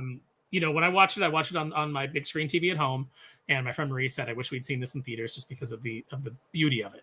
Yes. But I will tell you this, it is as forgettable as the first movie. Yeah. It is empty calories. It's like the popcorn that you eat at the theater will be with you longer than anything about these movies is. Wow. Oh yeah, no, I saw the second one with the guy that I refer to as my other Marine, Travis. We went and saw this, and the main thing I remember is both of us, like the last 15 to 20 minutes, like sunken down as far as possible in our movie theater seat because we had to pee so bad. But we were at the point of the film where shit was actually happening, but we're like, oh my God, I think it's going to burst. We're going to have to drive each other to the hospital. Like, it's not, I can't, give me a popcorn bucket. I don't think that you saw the end of it. I think that right now, James Cameron is still shooting reels and sending them to the theater. And you guys just walked out at one point. Yeah. So I don't know. I will agree. These are movies that I like to see in the theater, but I've only seen each of them once, and it was in the theater. So you just go to see some bloobs. Most of the guys there are just there to see the Neytiri's. Is that her name? Do I actually remember a character name from the? I think it is Neytiri. Wow, something Zoe did stick with Saldana. me. Yeah, Zoe Saldana's character. I think it is Neytiri. I can't remember I can't remember the main guy's name. I can't even remember the actor's name because he's. Is it John? Is it Sam? John? Is it John? Hold on, Sam Worthington. Sam Worthington. No, that's the actor. Jake. Actor. It's Jake. Oh, it's Jake Turner. That's right. It's Jake Worthington. Sully. Jake Sully. It's Cal Worthington and his dog Spot. And yes, Neytiri is correct for Zoe Saldana. Okay. So good call there. Yeah, look, Chris is coming in. Avatar is boring. Yeah, I mean, that swimming scene in the second one was boring. It was pretty to look at, but like, it was like watching an aquarium. It's like you were just kind of like passively observing. It was also weird having what is her name? Oh, Sigourney Weaver playing a teenager. Yes. Like you've got Sigourney Weaver's like very matronly voice, playing as a tween, maybe a teenager. When she was a young woman in Alien, she didn't have a tween voice. No, like at her youngest that we were introduced to her, she didn't have a tween voice. And then that stupid kid that kept saying "bro." Yep. Like I was like, what year is this? And the problem with the Avatar movies is ultimately I just end up rooting for the humans. I'm like, yeah, take that planet. Yeah. Burn it all. We need that phosphorus for farming on Earth. Get that unobtainium. That's right. Oh, Right, geez. did they? By the way, did they just give up on the unobtainium? I think it's still so. there, right? Like, Yeah, there's because like that's now not even they're a all concern about anymore. the whale brains because wasn't that like the elixir of life? Or they thought I can't remember. I can't remember. I just remember they were killing whales to get their brains. That's what I remember about the second one. Oh man, those movies. But They're yeah, you pretty. walk out feeling avatarded. That's all I gotta say. Yeah. Drew, what would you rather? The director's cuts of all 3 Lord of the Rings films or the entire Avatar run? Oh God, Jesus! Can I take And a that shotgun to the includes dick all instead? potential. That includes all potential 7 movies Oh Yeah. God! that he plans on making. Can I take a shotgun to the dick instead? Oh my God! I would try You to know, take you know them my other answer, places, Josh. but You know, you didn't even have to get to God. the second part of almost any question. You could be like, okay, the extended cut of the Lord of the Rings movies, and I'm like, yes. And sold. you're like, you don't even know what the other option is. I'm like, I'm fine. That's I'm going with door the number. answer. Going with door number 1. Door number 1. If someone gave me those options, I am knocking someone out and I'm disappearing so that I cannot fulfill this obligation. And- True, all your taste is in your mouth. Oh man, I love it. What about Tron Ares? Have you guys seen the trailer for Tron Ares? I have not. I did not see that one. it looks cheap. Hey, we're gonna bring Tron to the real world. Isn't that fun? Oh Yeah. no, they're doing the real world thing. Yes. Like, Pretty much. like both He-Man movies, the one we Yes. got before and the one that we're getting now. Oh Yes. God, yeah. Have you seen the picture of him in that pink shirt? Yes, and He-Man? I've seen them trying to do the what's going on meme where he's like laughing, and I hate I hate the actor's face. I Yep. hate some of the race swaps that are in it. I like some of the casting. Like I'm like Idris Elba as Man at Arms. Okay, it's a race swap, which generally I don't like, but you know, in this case it works because he's cool as Yeah. hell. And there's nothing really about Duncan that it's like he's Tila's adoptive father or whatever, like or maybe a real father. But and you've got a Hispanic Tila, but as long as they color her hair red, I think I'm fine. But like for some reason, the one that bothers me is is a black Triclops. That's Like weird. Black Man at Arms, I'm fine, but for some reason Triclops bothers me, and I can't put my finger on why it's okay here, but it's not okay there. Maybe it's just because I have such a love of the villains. I want to see them So, represented properly. how cool would it have been, in my opinion, if they had brought back Frank Langella to do Skeletor again in this? Is he still alive? Oh yeah, he's still alive. Oh man, I don't know if he. Hopefully, he's physically able to do stuff like that, but I would love it because he was great. Yeah. We have Jared. It'll be interesting to see what Jared Leto does. But Oh my god, I forgot it's Jared Leto. That's right. I'm out. I'm totally out. yeah, And I love He-Man. I'm a big Masters of the Universe guy. yeah. I'm with you on whatever Nicholas Galancy, whatever his name is. Galifianakis. I don't know. I I know a little bit about the script. I've seen a little bit of the script, and what I saw is not bad. Okay. It's and the whole Earth thing is like there is a big chunk, I guess, that takes place on Eternia, but at the beginning he's on Earth because he's being hidden from Skeletor.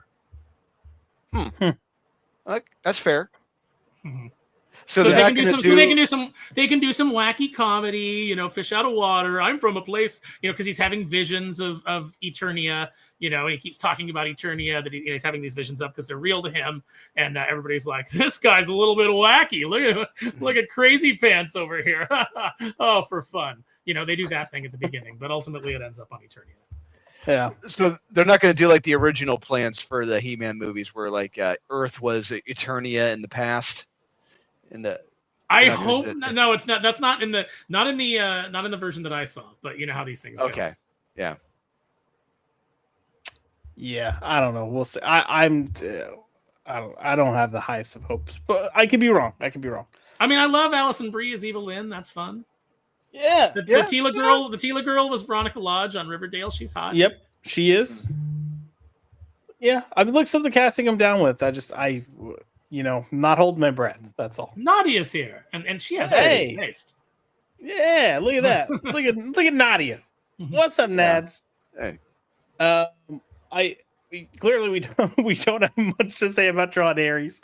But I liked the last Tron movie. I like the one with the weird CG Jeff Bridges. Jeff Bridges. Yeah, that was Yeah, that was a choice. It's Jeff Bridges sounds like his voice is doing the voiceover for the trailer, so I don't know if he's back or not or what's going on.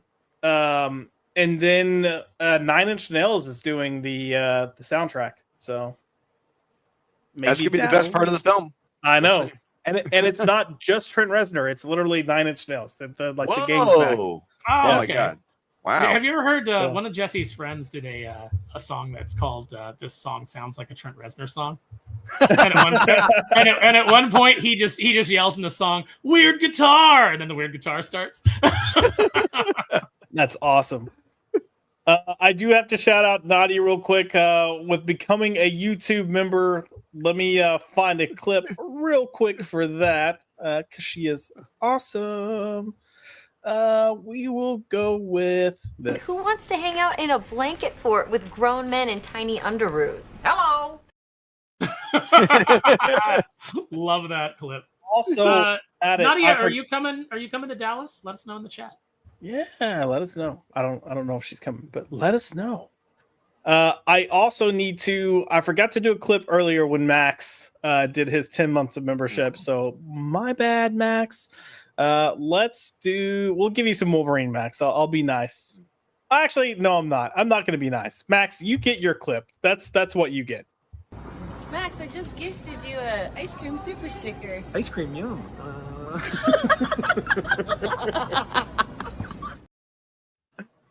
Never gets old. It will never not be funny to me. I know. I love it.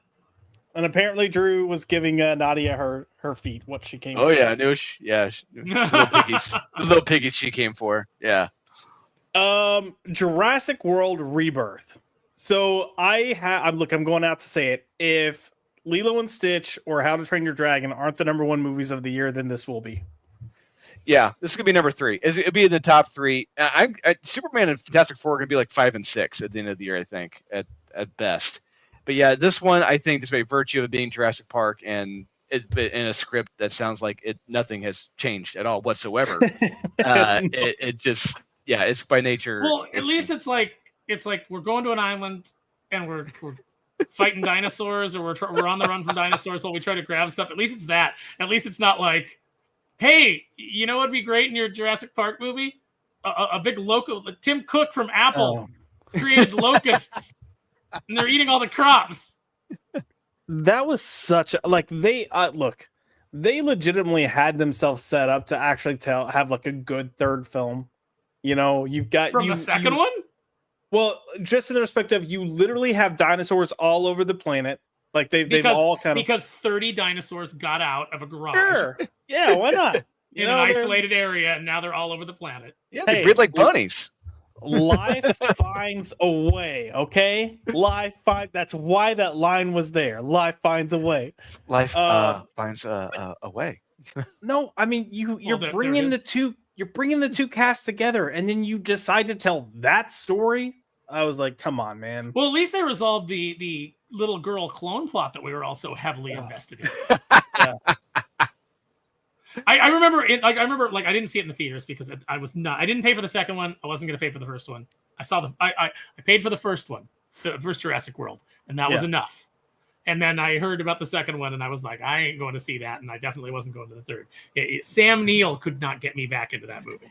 Yeah, I paid to see it, and when I saw them like all sneaking around like a bad Scooby-Doo cartoon, you know, like, all in the rest, I'm like, are you fucking kidding me right now? And I wanted to punch myself in the face. When the hand thing just started working on every dinosaur. Oh, the hand thing that barely worked in the first Jurassic World, you know, with ones that he had trained forever, but now you can do that to any dinosaur, and they're like, "Oh shit! Sorry, I didn't realize. My bad." What killed me about that movie is when they were explaining that she's not really a clone of this person. She's actually a clone of this lady scientist that we just introduced in this movie, and blah, blah, blah. And they're going to this big, long explanation to kind of like undo the second one and like to tell this new story with this one. And I remember I'm sitting there watching it, and I just yelled out, oh my God, I don't care. Yeah. I don't care. Pretty much. You know, I would love to see a return to the roots of the original film. Like when I say that, I want to see there's some darkness in this. Like we see body parts. We see people. There's a body count. Like, I want a body count in this. I want to see like severed limbs. You know, Can we just and go back and remake the first one and do it right? For real though. yeah. Make it match the book. Make Hammond. Yeah. Hammond's a dick, and he dies like an old dinosaur, being devoured by compies because he breaks his leg and rolls down the hill and can't get up. And then they come and they devour him. And Muldoon is a badass that's like out there with. Although I do like Muldoon in the first movie. Yeah, and he makes it out alive. Yeah. Yeah, he makes it out alive, and he's like killing everything because you know when you get them over, he's like, yeah, they should all be destroyed. And then they get loose, and there's like 40 raptors. There's not 3. There's like 40 raptors running loose everywhere. Wu gets torn apart, like, you know. But Muldoon is like, I told you this would happen. And he goes over, you know, takes a drink out of his flask because he's an alcoholic. He goes over and he opens his freaking cabinet and starts getting out rocket launchers and shit and is out there blowing up raptors. That's the Jurassic Park that I want to see. Yeah, that's what I want to see. Yes, you got me excited. Okay, yes. But I low key want to see one of the raptors get one of the rocket launchers and shoot a rocket. Okay. And then all of a sudden, the severed head of Vincent D'Onofrio pops up and goes, "See, I told you they'd make great military weapons." Oh man, maybe we'll get some grit with this one. Gareth Edwards is directing, so maybe I don't know. It looks like it's a simpler story, which it needs to be. It does. It really does. But kind of in line with this, because I immediately thought of Jurassic Park, Jurassic World. The real world headline right now with them bringing the direwolf out of extinction.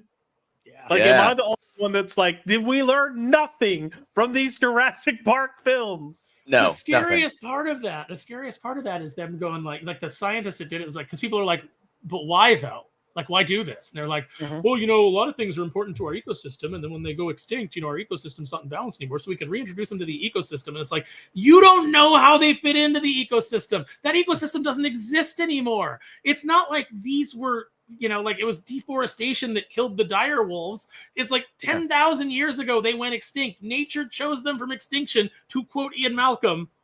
And now you've brought them back and you're just going to shove them out into the ecosystem. You have no idea what's going to happen. And they aren't even real dire wolves anyway. They are a facsimile of dire wolves that you have made in a lab. You have no idea what's going to happen. We don't know what the problems with them are going to be. We can't even selectively breed dogs and not end up with bulldogs being genetic nightmares, you know, that can't breathe and are wheezing all the time. We can't even do that. And you're just going to release a bunch of, you know, animals that you cloned out into the wild and go, yo, we're fixing the ecosystem.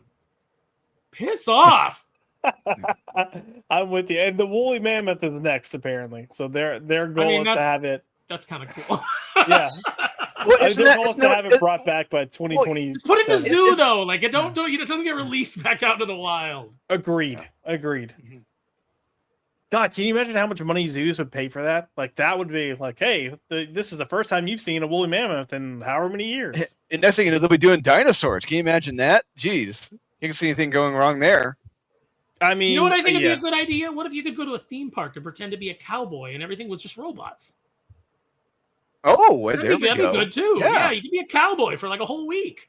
Yeah, you could pretend to kill other cowboys, you know, and everything. Yeah, man dressed in black.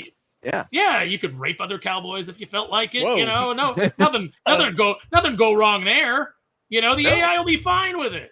The AI will be fine with it. We already don't have AI going emo, or, you know, as soon as they connect it to the internet, it becomes racist. That's fine. It either becomes racist or incredibly leftist, and I don't know which one's worse. You're like, okay. Well, I mean, they are the same, Josh. You know, it is. That's true. Zax came in with, I'm excited about direwolves, stop being pussies, and then he followed up with, Josh is gay, what's your excuse? And then he boos me. Boo, boo, boo. I retract everything if I am gifted a giant direwolf to ride into battle. Zax says, well, Zax lives up in Canada, so he might actually have a woolly mammoth to ride down once they make them. Yeah, I mean, he might already have one. He might already have one. There's just big swaths of that country that nothing is happening in. Very true. So they could be wandering around. You know, he's like Bigfoot's riding mammoths. That's going to be the next big thing. Right next to the Department H, where they're working on the Weapon X program. Yeah. Well, they did find all that adamantium inside that big. Oh God! That big Celestial's creamy center. I can't wait for them to reboot the MCU and just start over. What if they just broke open the Celestial and it was just a Cadbury egg inside? It had the same stuff as in a Cadbury egg. That would be delicious. The Running Man. So we actually talked about this last year because they announced it last year, but they've already started filming. They did show some clips from this, and apparently, so I'm wanting to say this is Gareth Edwards as well. I might be wrong. No, it's Edgar Wright. Edgar Wright. Yeah. That's right. Yeah. But apparently, it looks really cool and actually somewhat gritty. It sounds like it's the actual novel. Yeah. So who's the lead? Crap. Why can't Glenn I think of his Powell. name now? Yep, Glenn Powell. Oh, you know what? That's in there. I'm kind of in. You got a lot of names there that I like. I like Glenn Powell. I like I like Edgar Wright. Edgar Wright. I like the Running Man. Yeah. Yeah. So apparently they have these like within the concept of the film itself, they have these like drone cameras that are following I guess the players, the characters. Mm-hmm. So they do a lot of shots set up as that, and some of the clips were showing that and then how they did it, and it apparently looks really cool and really effective because it feels and looks like one shots for long periods of time. So are we gonna have all the? I mean, what game show host is left though to play the Yeah. role of the? Yeah, there's no We Richard don't Dawson. have a Richard Dawson anymore. You know, we don't have anybody like that. Drew Carey. Oh God, no. Let's see. Drew Carey looks like Robert Downey Jr. Yeah, aged he's- just as much. Yeah. Do we know what the name of the game show host character was? Killian. Yeah, I'm not seeing a Killian.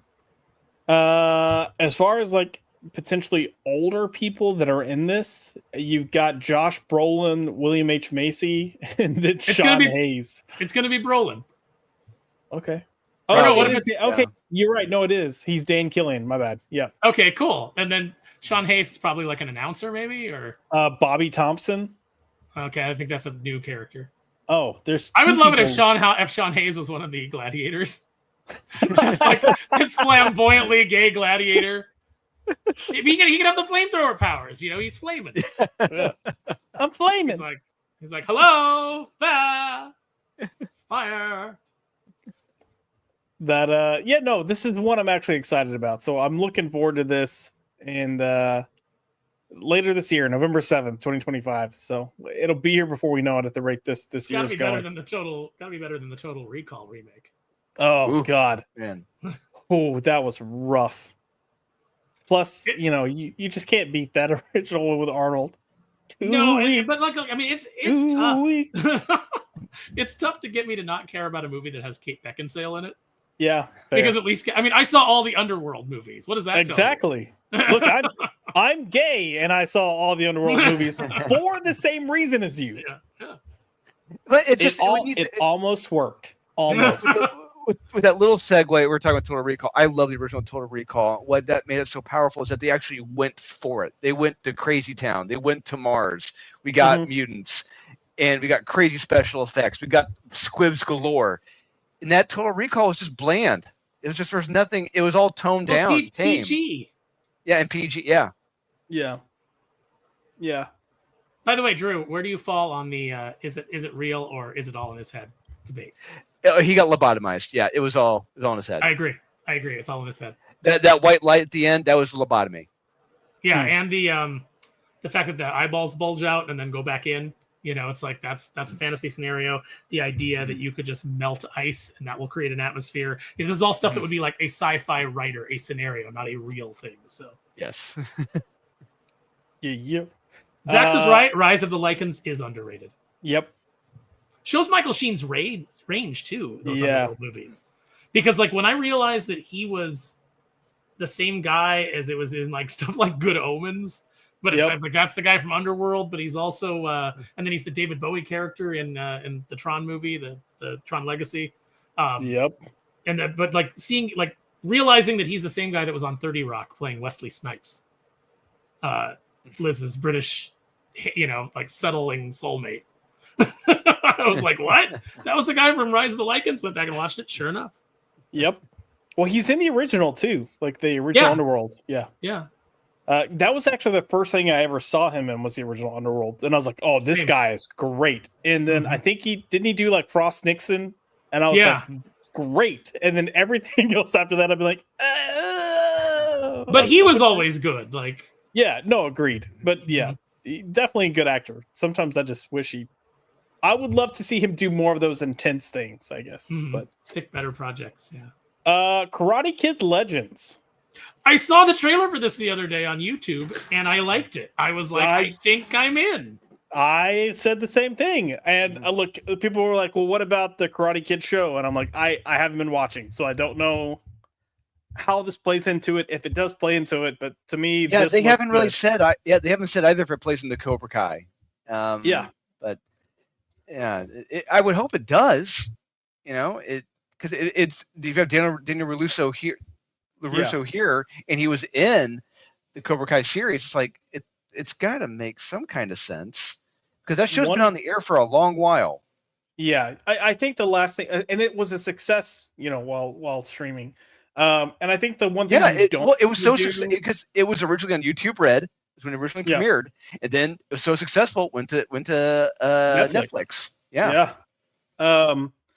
It's one of those things that it was successful enough that you don't want to come in and then just completely discredit everyone that loved it by saying like, oh no, it doesn't matter. And that doesn't mean that you have to like lean into it for the film. Just acknowledge that it happened. You can have one line saying like, oh, I heard, they had, your dojo or whatever, like whatever. Just be like, yeah, Johnny's taking care of things. Yeah. That's all you gotta say. Yeah. Yep. Johnny will show up in the post credits. Like it'll be like, I want to talk to you about the Eagle Fang Karate Initiative. Yeah. Now because I never saw the remake with Jaden Smith. Wasn't Jackie Chan in that one? Yes, he was. Yeah, he played the instructor. Yeah. He played Miyagi. Is this still the same? Oh, he played Miyagi? Yeah, so they're related somehow. Probably by marriage. But why are they both named Miyagi? I don't know. Okay, good. So this is not the same because he's Mr. Han here. So. Oh, maybe he is Mr. Han in that movie. I don't know because I could only watch a little bit of it because I hate Will Smith's hellish drop so much. Yeah. The stuff with Jackie Chan, the car, it's just that's rough. Just when you see him when he does always rebuilding the car, then break. I don't want to get into it. It's emotional, but yeah.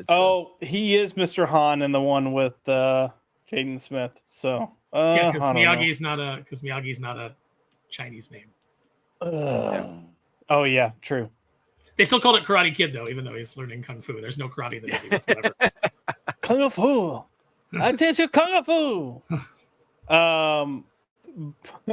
Bobo Yogi said it didn't suck. That's the best I can say about it. I dislike Will Smith, and not because of the whole slap, but I was involved with the project. I've disliked him for years. Oh, you got a Will Smith. You got a Will Smith story? Yeah, back when I was writing for or working for Jeffrey Shakur. Jeff was hired to write a remake of Uptown Saturday Night, and it was supposed to have Will Smith and Denzel Washington. And yeah. And at the time, we kept joking how we were the voice of the Black community. So I think you need that next time you're on Aficionados, Josh. That needs to be your tagline. Right, the voice of the Black community. But yeah, Will Smith was just not a pleasant person at all, and didn't like anything. Just complained nonstop. Just nothing but complaints. Complaints about the script. Complaints about what they're doing. Complaints about the story. And it's like, well, we're lifting a store. Maybe he should have complained more about his wife cucking him. Yeah, that's where his complaints should have lied. But like to the point that Denzel was actually like, man, like it's a comedy. Like you're gonna have jabs at you. Like it's comedy. Oh no, yeah, no. He's clearly somebody who takes himself very seriously, and he's the shit. Because where I started to not like him, and I didn't particularly love him already, but he was doing an interview, and they were asking him about like his kid's behavior, and he was like, "We got to understand, he's under a lot of pressure. When your dad's the biggest movie star in the world, blah blah blah. People have expectations." And I was like, Will Smith thinks he's the biggest movie star in the world. Yeah. I was like, I don't know how you quantify that because if we're going by box office, it's Harrison Ford at the time. Yeah. And if we're going by, I was like, and you're coming off of Wild Wild West and a few others. Doesn't really hold up. Nope. Yeah, no, I plan on seeing this, and I think this comes out relatively soon too. I want to say this is like May or June, so we're gonna have a pretty packed. Word of mouth is gonna do a lot for films this year. So It's got to, yeah. It's the tried and true method of success. Word of mouth. Well, there's going to be so many options that I think people are going to be willing to potentially go see or curious to see that they're going to wait to see what's being said and then go from there. Yeah. Didn't smell like Diddy. I mean, Smell like baby smelled oil. Nice. Yeah. Oh yeah. Mm. Is that Johnson & Johnson that you're wearing? I love that scent. It's my favorite fragrance. Mortal Kombat 2. I never saw the first one. Did they kill Cole in the first 5 minutes? I hope so. So I think it was either the producer or the director was like, "Hey, we're gonna correct a lot Then of you our gotta wrongdoings." kill Cole in the first 5 minutes, the way that you killed Johnny Cage in Armageddon.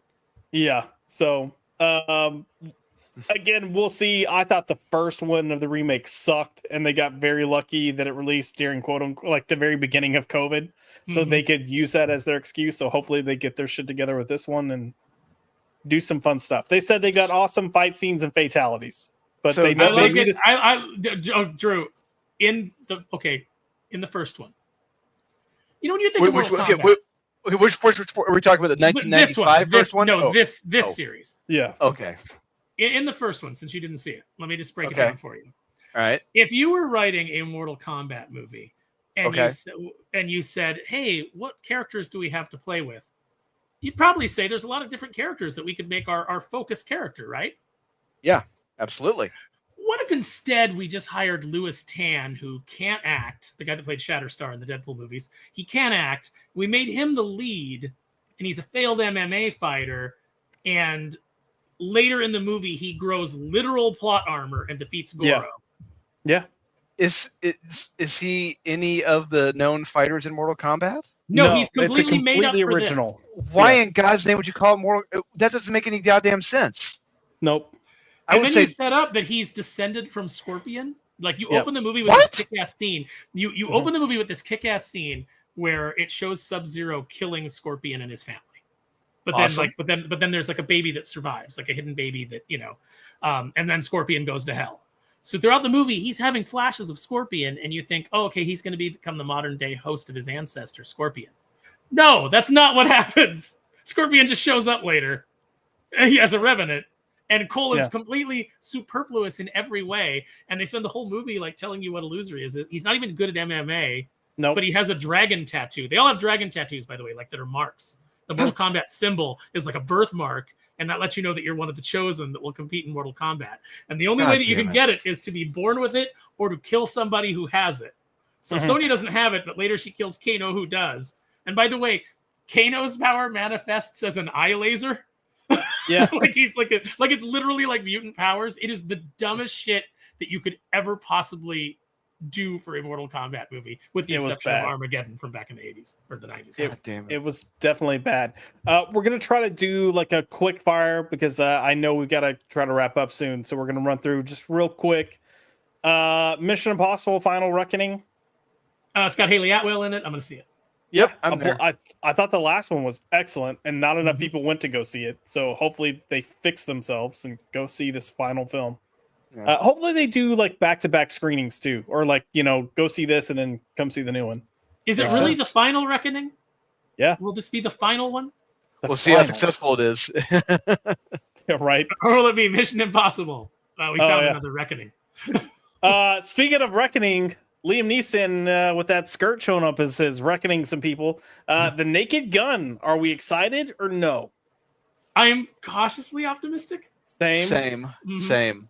Yeah, like I said, this joke didn't fly. I hated this joke. This joke was dumb, but they made up for it with the OJ joke.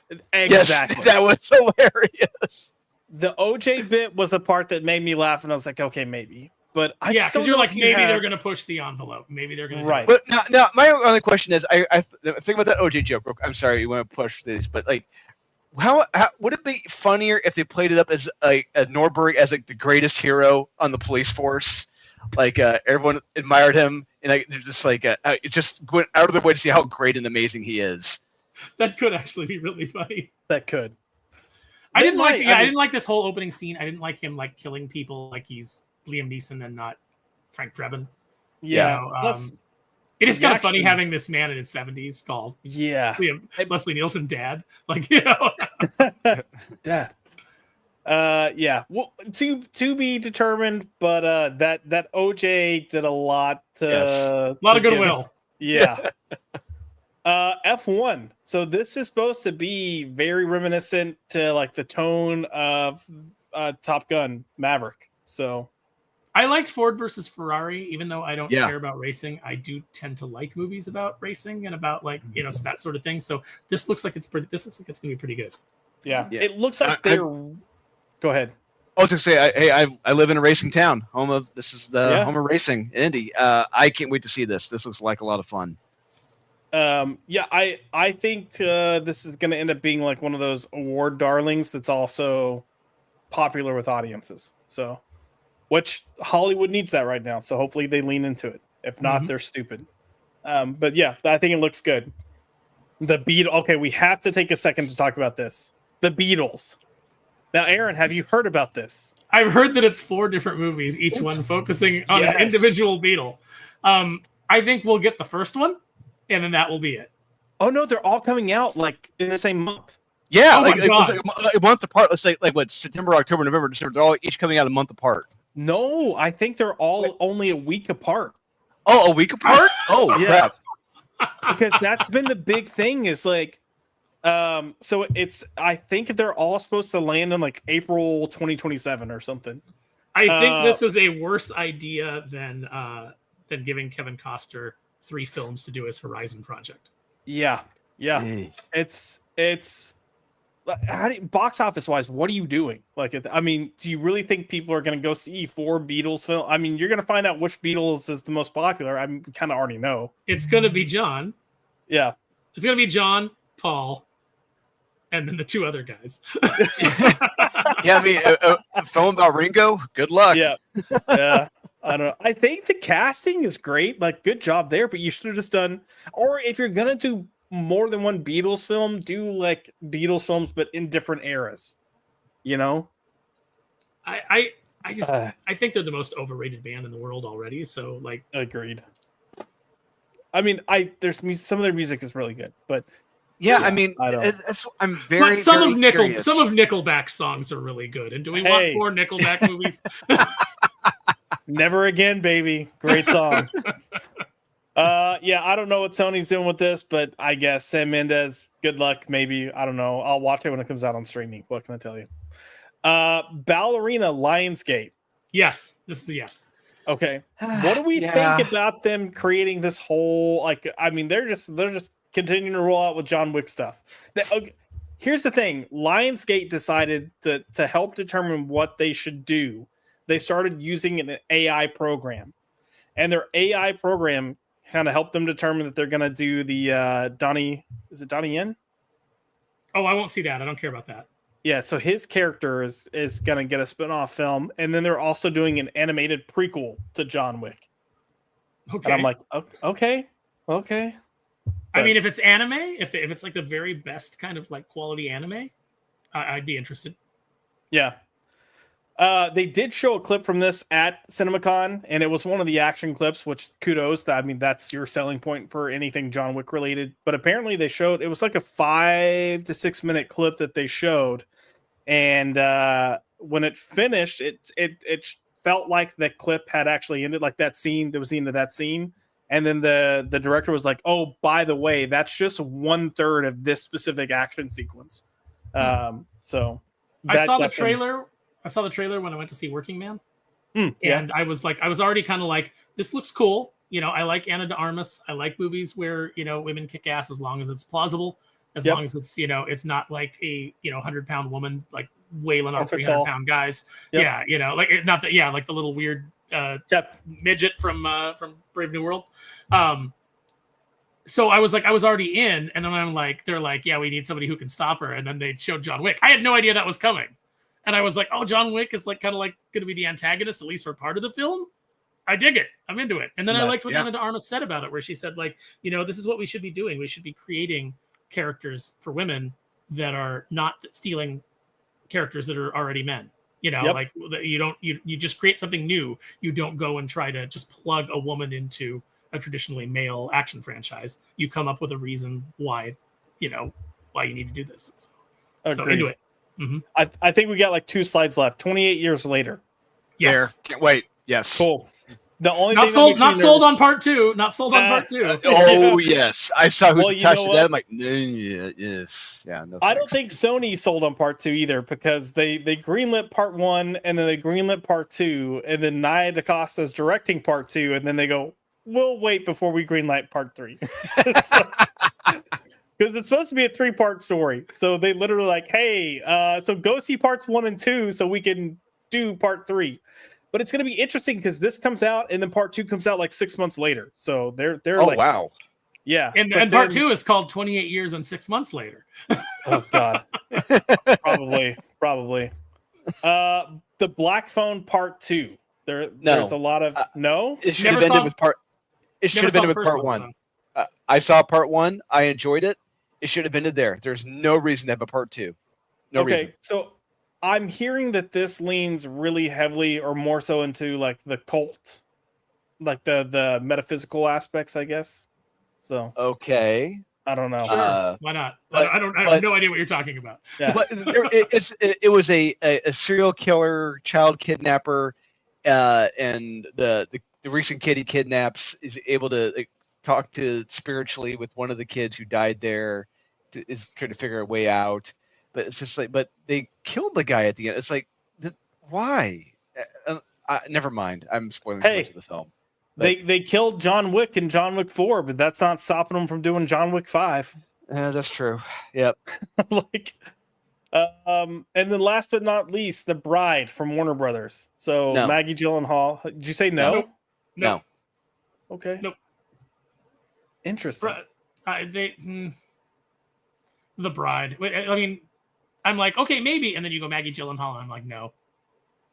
I mean, she's not the prettiest thing to look at, but I don't. That's hate the problem. her. That's the problem. That's the problem. Is it's like, it's not that she's not pretty. It's that looking at her face bothers me. There's just certain people, and it's fine. And it's like I'm sure I'm that person for some people. Like they're like, I just can't stand that guy's face, and that's fine. There's just certain people I don't like to look at. She's one of them. I can't watch a movie with her.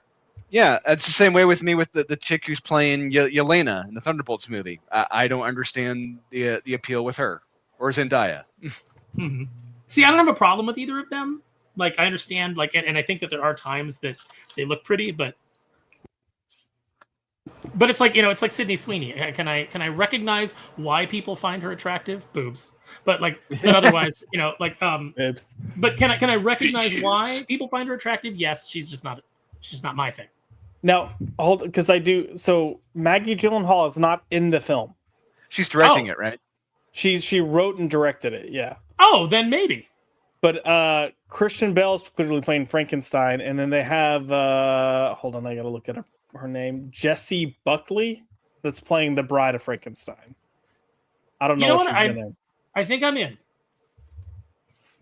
Yeah, I don't recognize anything she's been in, but it's got some good cast. I mean, it's got Peter Sarsgaard, it's got Jake Gyllenhaal, Penelope Cruz.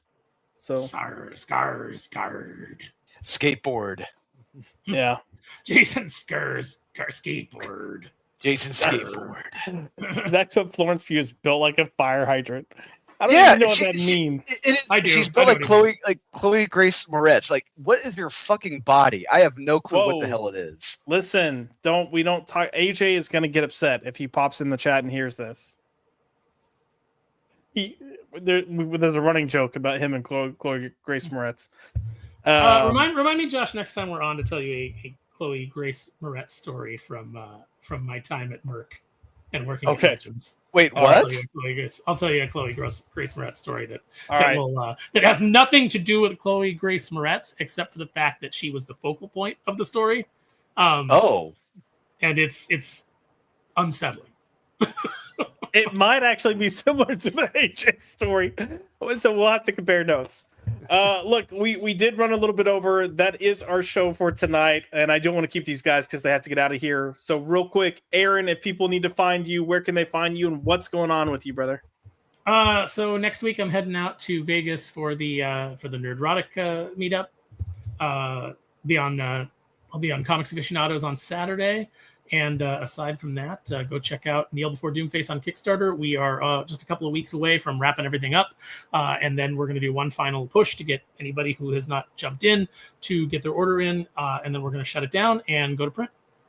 Nice. And Drewski, where can people find you?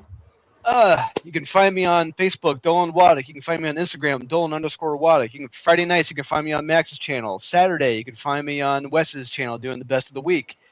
And you'll be finding me on Kickstarter very, very soon with Unholy Nightmare 2, which should be launching hopefully in a month or so. I just talked with the guy running our campaign. We've got some great, exciting plans and schemes for it. Some very exciting covers. You guys are going to be blown away with what we got in store. Yeah, stay tuned. Nice. As for this Pop Culture, you can find me on Twitter at Joshua L. McDonald. You can find the channel at By Popped. What do we have coming up next week? We will have graphic content debuting. It's my chance to make sure I give this guy a break. So he's burning the candle at both. He's burning it at like 4 different ends. So I don't know how he does it. So it will be a pre-recorded show with a debut to go. But we're actually going to be reviewing 2 comics that Drew wrote. So that'll be there. And then we'll probably have a graphic novel pop up as well. I had to kind of figure out my editing style. It's my first time doing reviews for YouTube. So, you get this whole thing like, okay, well, I feel like there needs to be music in the background. It's a process. So those should be going up. Looking forward to that series finally starting and getting launched. And I'm excited to kind of highlight and discuss Drew's work strictly from a work standpoint. Other than that, if you missed our last Comic Book Club episode for Daredevil Born Again, go check it out. It was a ton of fun to talk about. Later at the end of this month, we are going to be covering Saga of the Swamp Thing Book 2 with Alan Moore. So I'm going to try to get that gang back together that we had for Book 1 to kind of continue that conversation. And then we'll be kicking off April with Marvelous Monday X-Men for real. I'm out of all the copyright things. Nothing else has popped up. I feel safe. Freaking YouTube and freaking people with Disney and music and everything else, but this should finally be landing, and happy to get it up. That's what she said. But snap. So this will be the first Monday in April, and then of course the first Tuesday in April, Drew and I will be delivering the top 5 comics of April 2025. So we've got a fun slate coming ahead of you. Make sure you subscribe if you haven't. If you're watching tonight and didn't hit the like button, go hit the like button, and we will see you fine folks next Tuesday. Well, actually, I'll be live in the chat, but I will not be live on screen because Daddy needs some rest. All right, y'all have a good night.